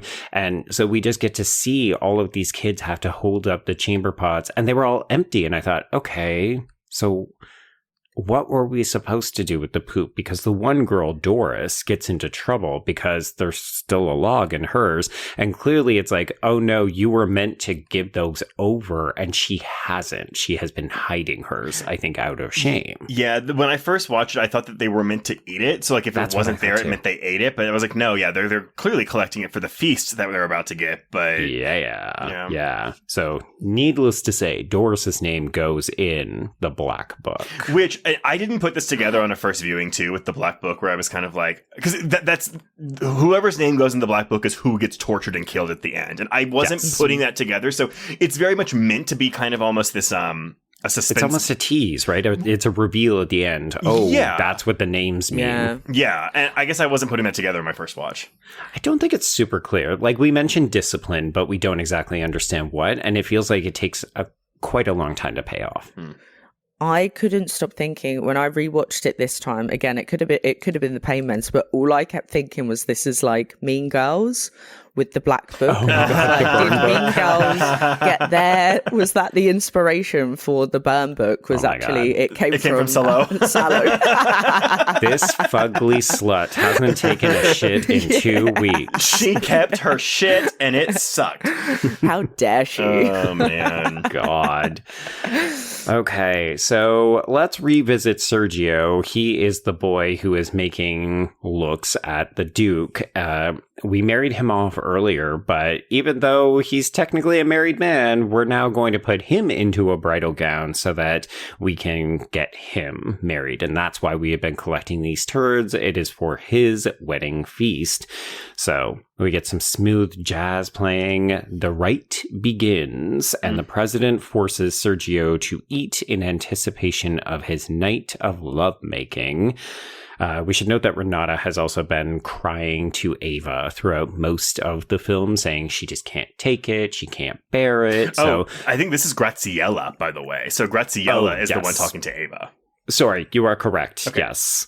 So we get a dancing long take as Signora Magi tells the story of a libertine who was, I believe I heard this correctly, on his literal coffin deathbed. Maybe. I will confess, I listened and paid attention to Magi's first story about the poop, and honestly, everything else that she said, I glazed over me. I don't even know.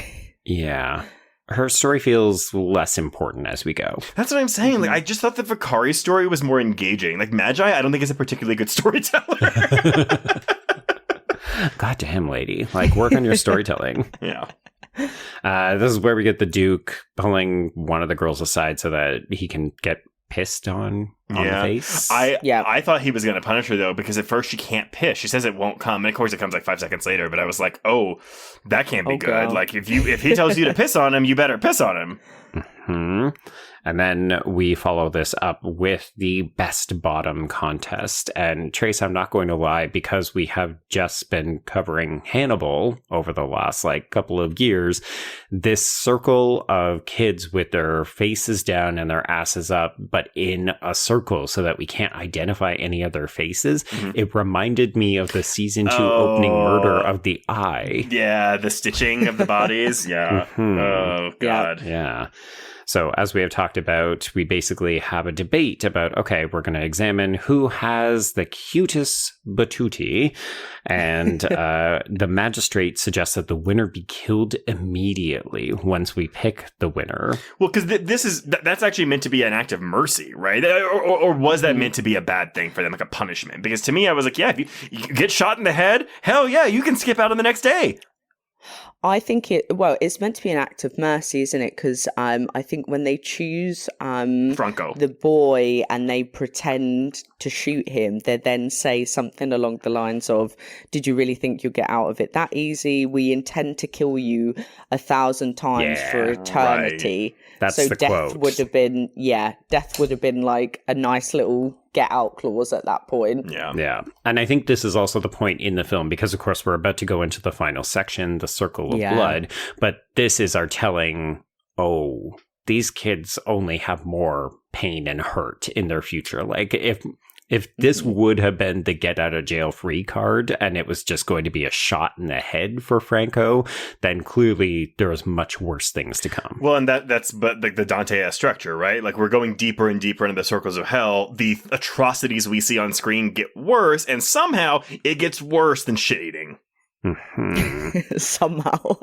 But first, I will say, we have got to step up our costume game, because all of the masters will now dress in their best drag, including the bishop, where I challenge the two of you. Please describe this outfit to the people who have not seen the film, because what the fuck is going on? This is Wikipedia telling me this, but it's supposed to be like a Black Mass style wedding. So I don't know. He looks like priest garbs to me. Yeah, I'm not quite sure. I mean, because they all dress up at this time, don't they? All in dresses. All in dresses. Well, they remind me a lot of for me, because they're wearing fascinators. The three of them, for me, they look like the derby. The aunt at a wedding who's overdone it and is not looking her finest, to be honest. That's how I would describe those three. The other guy, I don't know. He's on a mad one with his get up, I think. I guess I just love it because initially I thought, oh, okay, he's sitting in a new chair because he looks so much broader in the shoulders. But no, it turns out that he's it's almost like he's added some kind of shoulder appliance. So he looks about 4 feet wide. Like he would not fit through a door with this costume on. Well, because a black mass also is meant to be like an inversion or a parody of a Christian mass. So but even then I'm like, well, what is the Christian counterpart of this? I don't know the answer to that question. Yeah. It's an affair to remember. We'll put it that way. So we've got the 3 masters coming up the stairs in drag. And then, of course, we have the bishop who is already up there presiding over things with all of the kids. And we should note that for the first time in ages, everyone is actually wearing clothes. Yeah, I guess we didn't emphasize that enough. Like, these kids are naked for most of this movie. Yes. Yeah. But the problem here is that this is meant to be a celebration. It's meant to be an event, and no one is reacting. No one's having a good time. So the Duke and the Magistrate and the President get really mad. They scream that everybody should be screaming and clapping.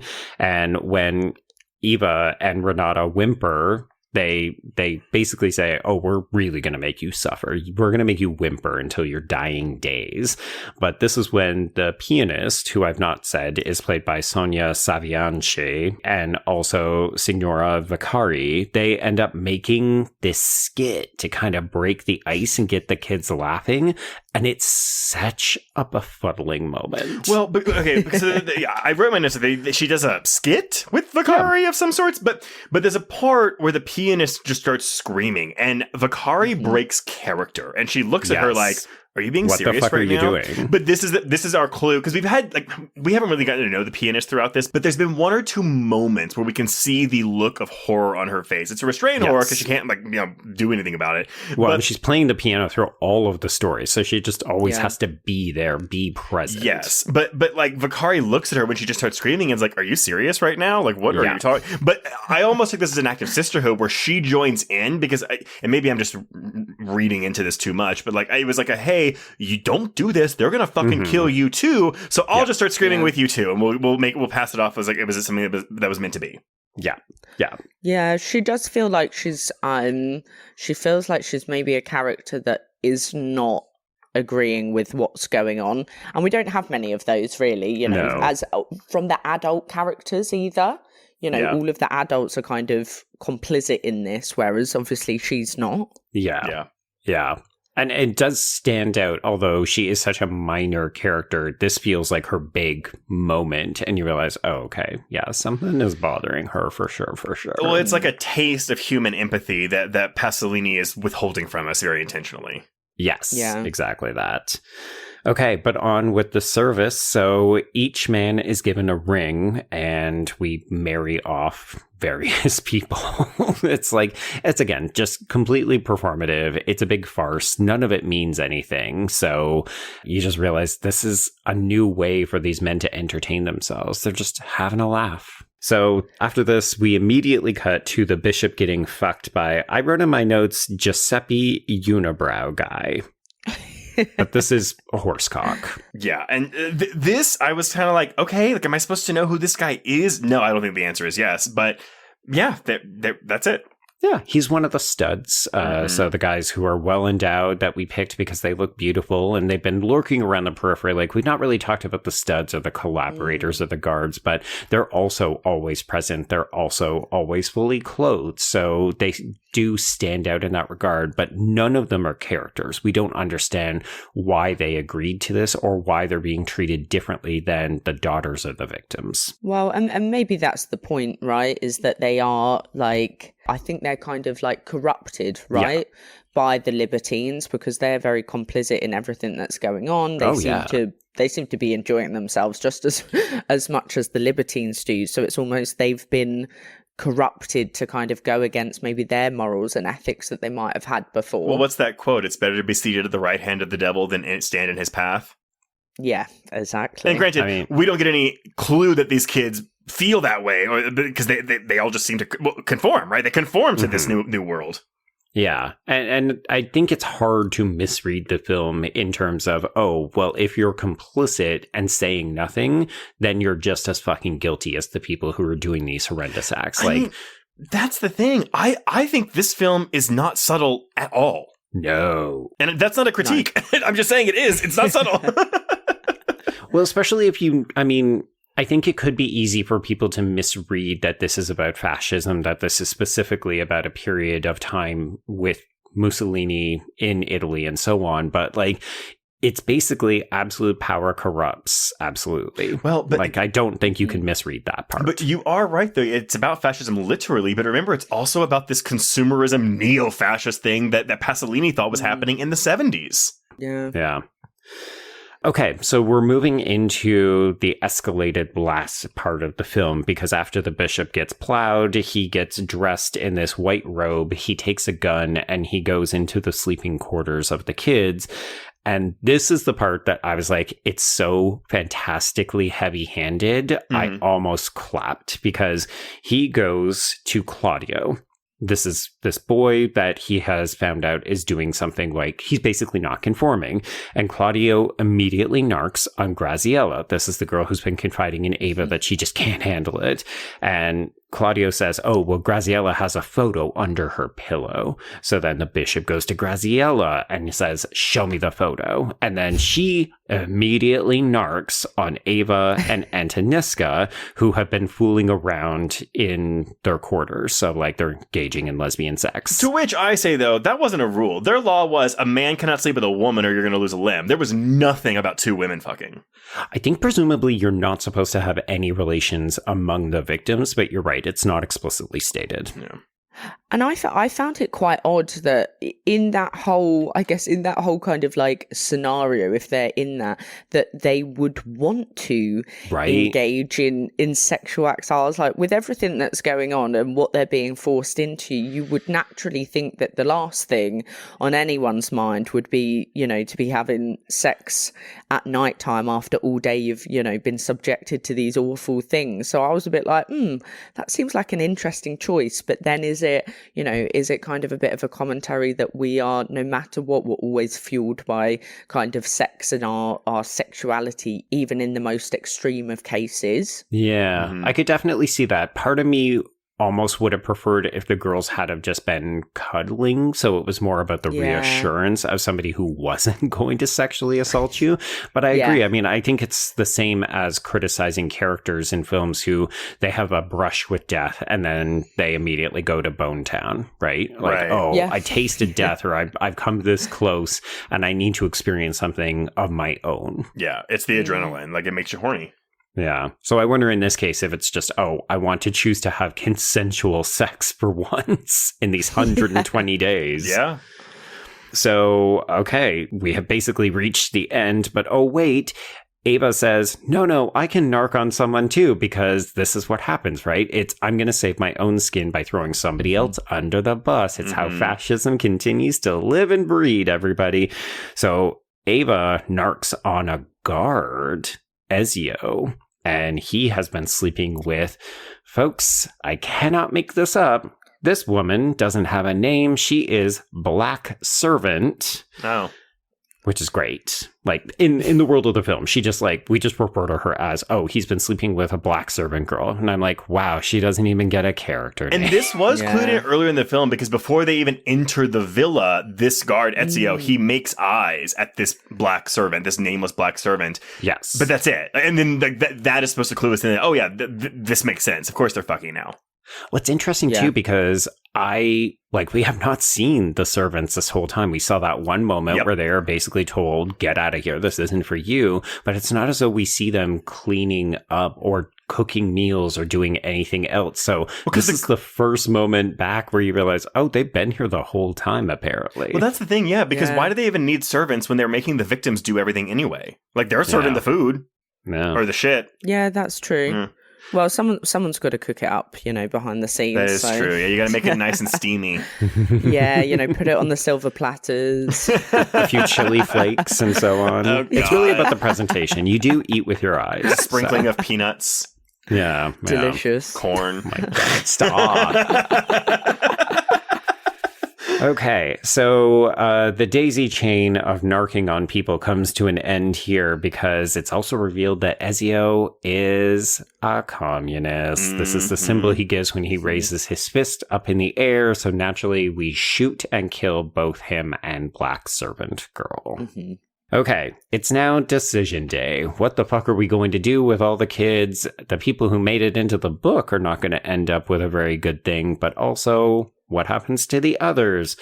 So, the Duke names several people who are going to wear the blue ribbon. And instead of the other two signoras, we get a new one. This is Signora Castelli. And, she tells the story about a libertine with a big dick, and who could care at this point? So we do get to see that everyone who has been given a blue ribbon is tied up either in or around a giant vat of shit. So I guess everything that we haven't been eating has been going into this vat, and that sucks. You're right about Castelli's story, but her story goes also a bit more into torture, because she talks about like a girl who was bound to a wheel that was filled with razors, and she was flayed alive, and then another girl had a mouse sewn into her vagina, to which she laughs heartily right after saying that. So again, this is meant to clue us in. Nothing good is awaiting these kids at all. Yeah, and it's most of them too. I want to say I had the 17 of them. That like 14 of them are going to get this blue ribbon. So yeah. There's only a couple that are told they're not going to have the ribbon, right? Yeah, one is Reno, the guy that the Duke likes a lot, and then one, because it's weird. Like Eva is not seen after Ezio's death, but the Wikipedia tells me in a lost or deleted scene after Ezio's killing, she tries to escape from the castle. She is pursued by the four masters, who finally shoot her. Well, and that's what's interesting, is that if you read through, technically all of these victims, or many of these victims, actually do have character names. They're so indistinguishable for me as an audience member. I was like, I cannot, I'm sorry. But if you read through, nearly every character has additional torture or a murder sequence. Yeah. And it makes me wonder if this is that lost, stolen footage that was taken.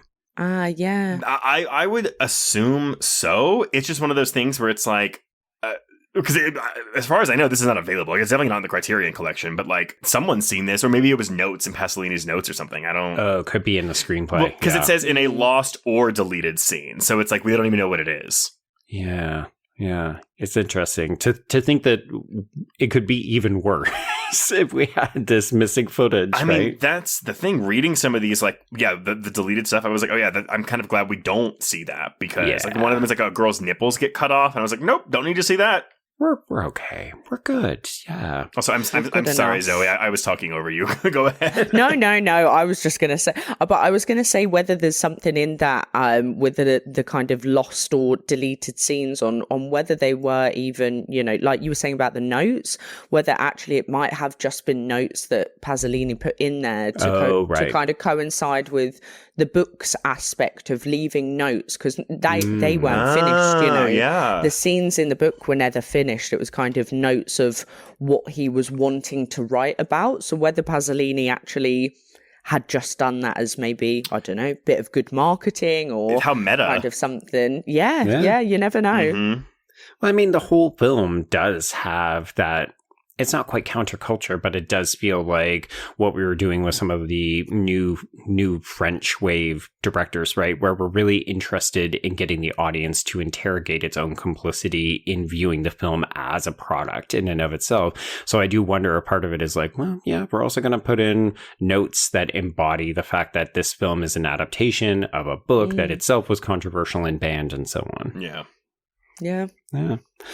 Okay, well, let's get to the end. So we bring back the familiar chair. We put it up on a raised setting so that we can peer out the window more easily. And the Duke will take a seat first so that he can observe through the binoculars the president burning the genitals of boys and girls. This... I don't want to say it's tasteful. It was shot less exploitatively than I thought it was going to be. Yeah, it's hinted at more than we actually see anything. Yeah, I mean, we have someone getting his tongue cut off, but we don't really see the tongue come off. The eyeball popping out is, I think, is a really good looking effect. Yeah. But like even like when the penis gets burned, like we see the flame touch the tip of the penis and then we move away. Like we don't see the rest of it. So, I mean, again, like I said earlier, what I built up in my head for what this was going to be, this wasn't as bad as I thought. I think you're right, Trace. I think it is actually quite tastefully done.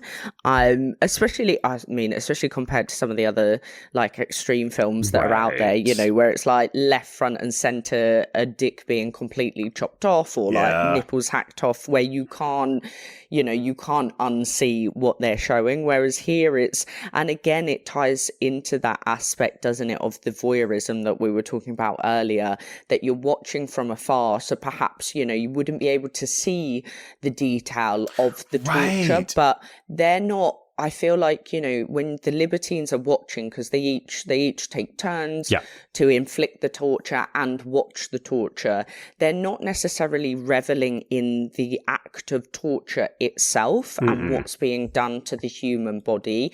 It's more the emotional and visceral response of the victims. They revel in the suffering rather than, so you don't need to necessarily see, you know, a dick being burnt or nipples being burnt. What you need to see is the face of the victim going through that, because that actually gives you the biggest response. That's far more powerful than seeing genitalia close up being burnt than watching the victim go through it. And actually, we should point out that we can't hear any of this because we are at the POV up inside the second story of the villa. So all we can do is see what's going on. We don't get to hear their screams of pain, of torture, of any of that. So that maybe also adds like an extra like really upsetting layer to it. It is and it isn't, right? Like it's both things at once, because we're getting half of the experience, right? Like we get to see it, but we don't hear it. So it's not like full effect. And yet you're right. I think part of it is more upsetting because, again, we're imagining what it sounds like or what their screams are like. It almost feels like, for me, like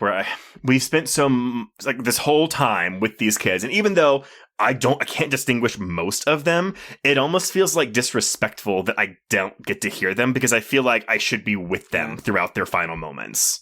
And yet they're not characters, right? Like the reality is we're with the people we've been with this entire fucking film, which is the masters, the people who have been in power and control the whole time. Because to let us be with the victims would have a certain amount of empathy. It would allow us to align ourselves with the people who are being victimized. And that is not what Pasolini wants to do. He wants to keep us complicit.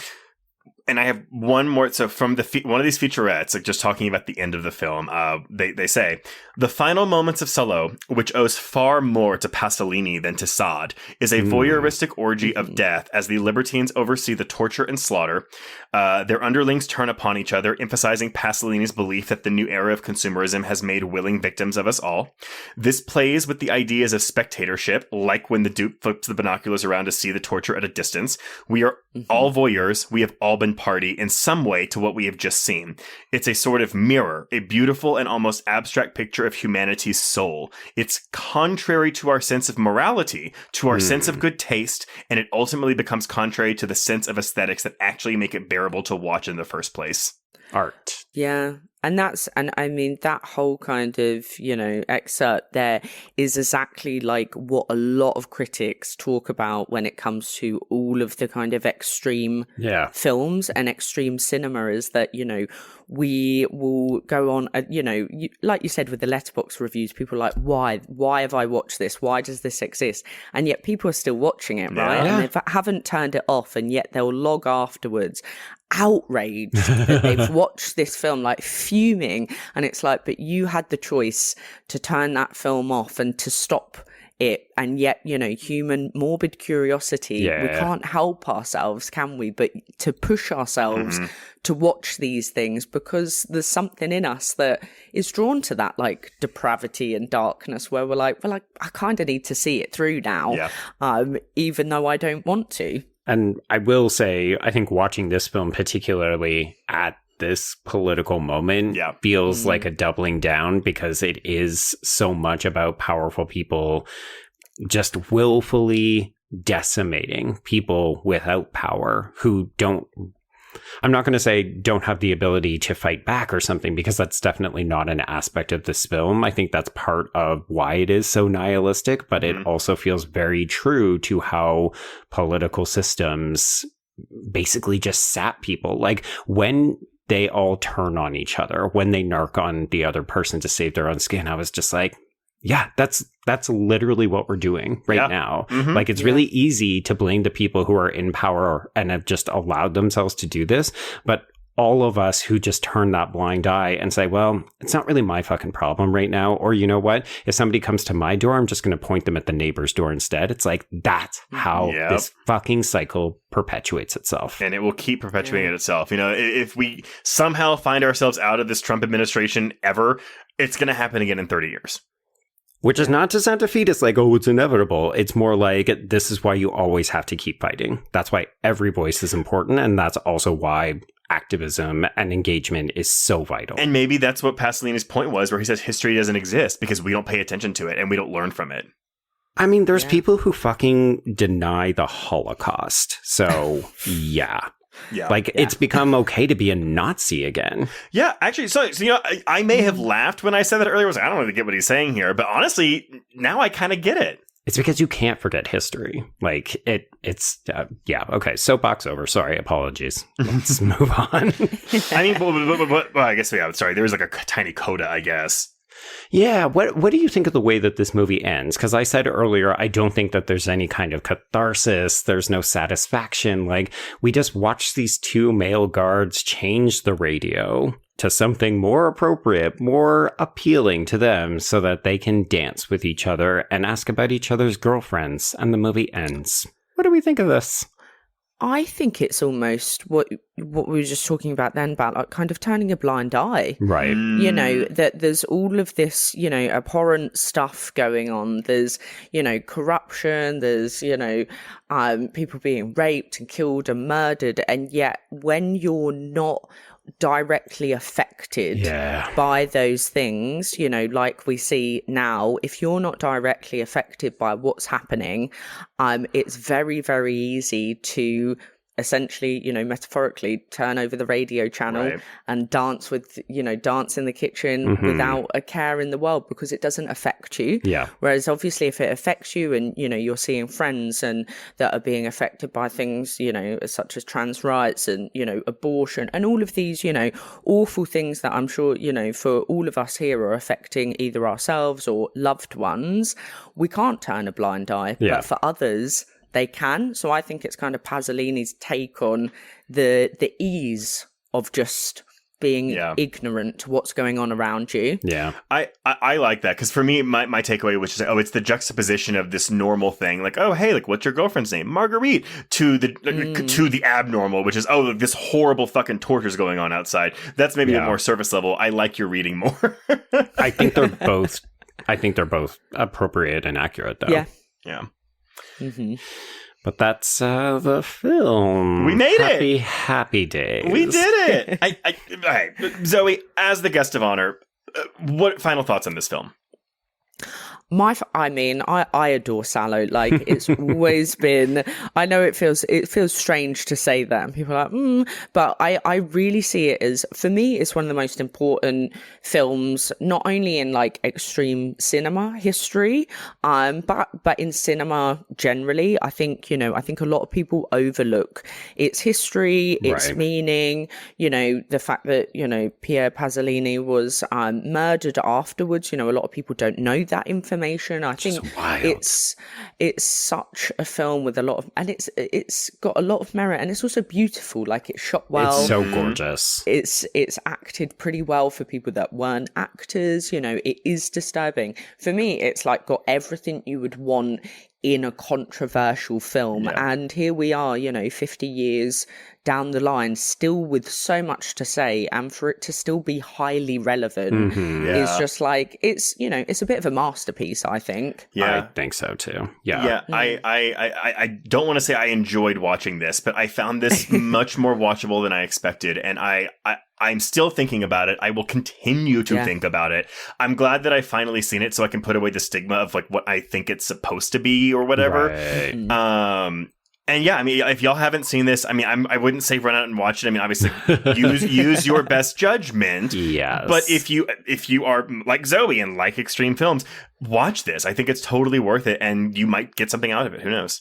Yeah, this was a film that I have also been thinking about quite a lot in the time since I first watched it. And if nothing else, it's made me appreciate some of the other extreme horror. Like, I really get my back up when people just immediately dismiss movies because they're like, oh, well, there's no cinematic worth in that. And I think, you know what, even in garbage movies, that's somebody's favorite film. That's somebody's, you know, guilty pleasure or something that they might just throw on. But especially like Trace, I think at the time that you and I were really active when we were younger, going to the theaters, like it was the time of quote unquote torture porn. Yeah. And it was so easy for people to dismiss that. And yet looking at Salò, this is clearly like the genesis of where a lot of those films sort of took a barometer from.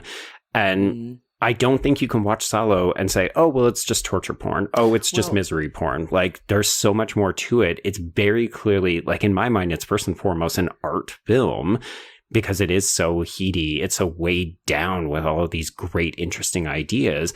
And I think it's a film where you could say, oh, well, if you don't like Saw, if you don't like Hostel, if you don't like all of those films, those are just the progeny of something like this. And maybe you do need to go back and re-examine some of the cultural elements that were contributing to those films as well. Well, because we talk about it all the time with torture porn. You know, that was a direct reaction to 9/11 and the George Bush's handling of the war in Iraq and things like that. And so I think going back to what I said at the top of this episode, like you can feel Pasolini's rage in Salò.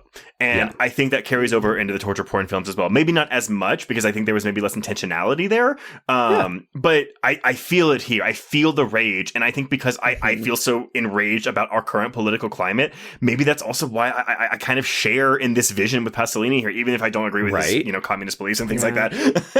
It really is like a fuck the man kind of movie. Yeah. And it's dark and depressing and ghoulish. Yeah.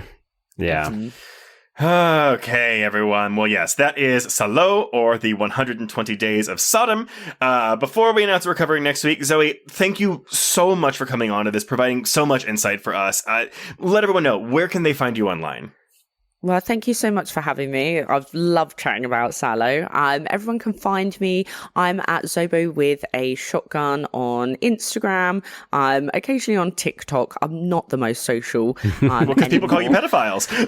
Yeah, exactly. I was like, better not post too much anymore. You know, the FBI are coming around or something. And in terms of my work, you can find my podcast, Tainted Love podcast. We are on a hiatus at the moment, just both due to personal reasons, moving, new jobs, etc. But we've got a backlog of movies that you can listen to where we talk about eroticism, dating, sex, all the fun stuff.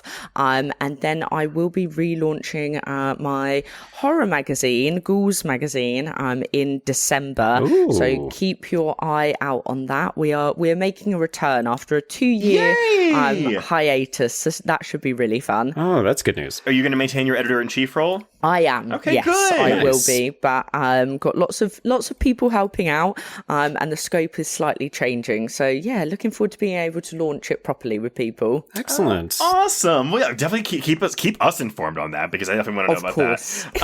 But okay, well, moving on then. If you want to get in touch with us, you can reach us on Blue Sky and Instagram at HorrorQueers. Shoot us an email at horrorqueers@gmail.com. Find us on Letterboxd to keep track of all the films we've covered. If you want to chat with other listeners, please join our HorrorQueers Discord. The link is in the show notes. If you have a moment, please rate and review us on Apple Podcasts or Spotify. And if you want more content, please support the show by becoming a patron at patreon.com/horrorqueers. If you subscribe today, you will get 435 hours of Patreon content content, including this month's new episodes on Tina Romero's Queens of the Dead, Hulu's remake of The Hand That Rocks the Cradle, Oz Perkins' Keeper, Predator Badlands, and to celebrate American Thanksgiving, an audio commentary on the classic Blood Rage. Yes, classic. You haven't seen it yet. You can find out later. This is true. Yes, I will refrain. But Joe. Yes. One of my favorites is next week. What are we covering next week? Okay, it's another anniversary, and it's time for me to break out. Tabitha! Oh! It's so exciting. We're going to be talking about Kathy Bates in an Oscar award-winning performance, the adaptation of Misery. Misery. My favorite Stephen King novel and one of my favorite adaptations of his work. If you've never seen it, what are you doing? Go watch it right now.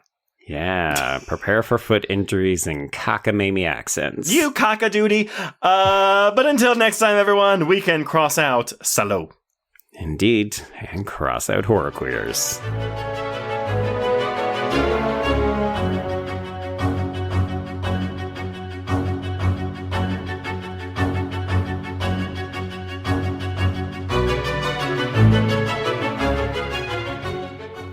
Some people fear death.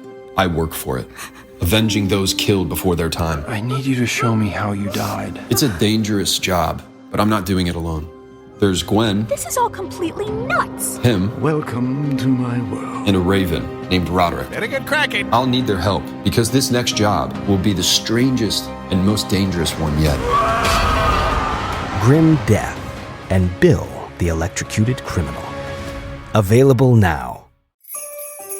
This holiday season, the last place you want to be is the naughty list. Rowan Campbell plays a bloodthirsty Santa in Silent Night, Deadly Night. Director Mike P. Nelson's grisly update to the most controversial horror film ever made is only in theaters December 12th. Go to sndnmovie.com for updates. This Christmas, Santa's gonna slay.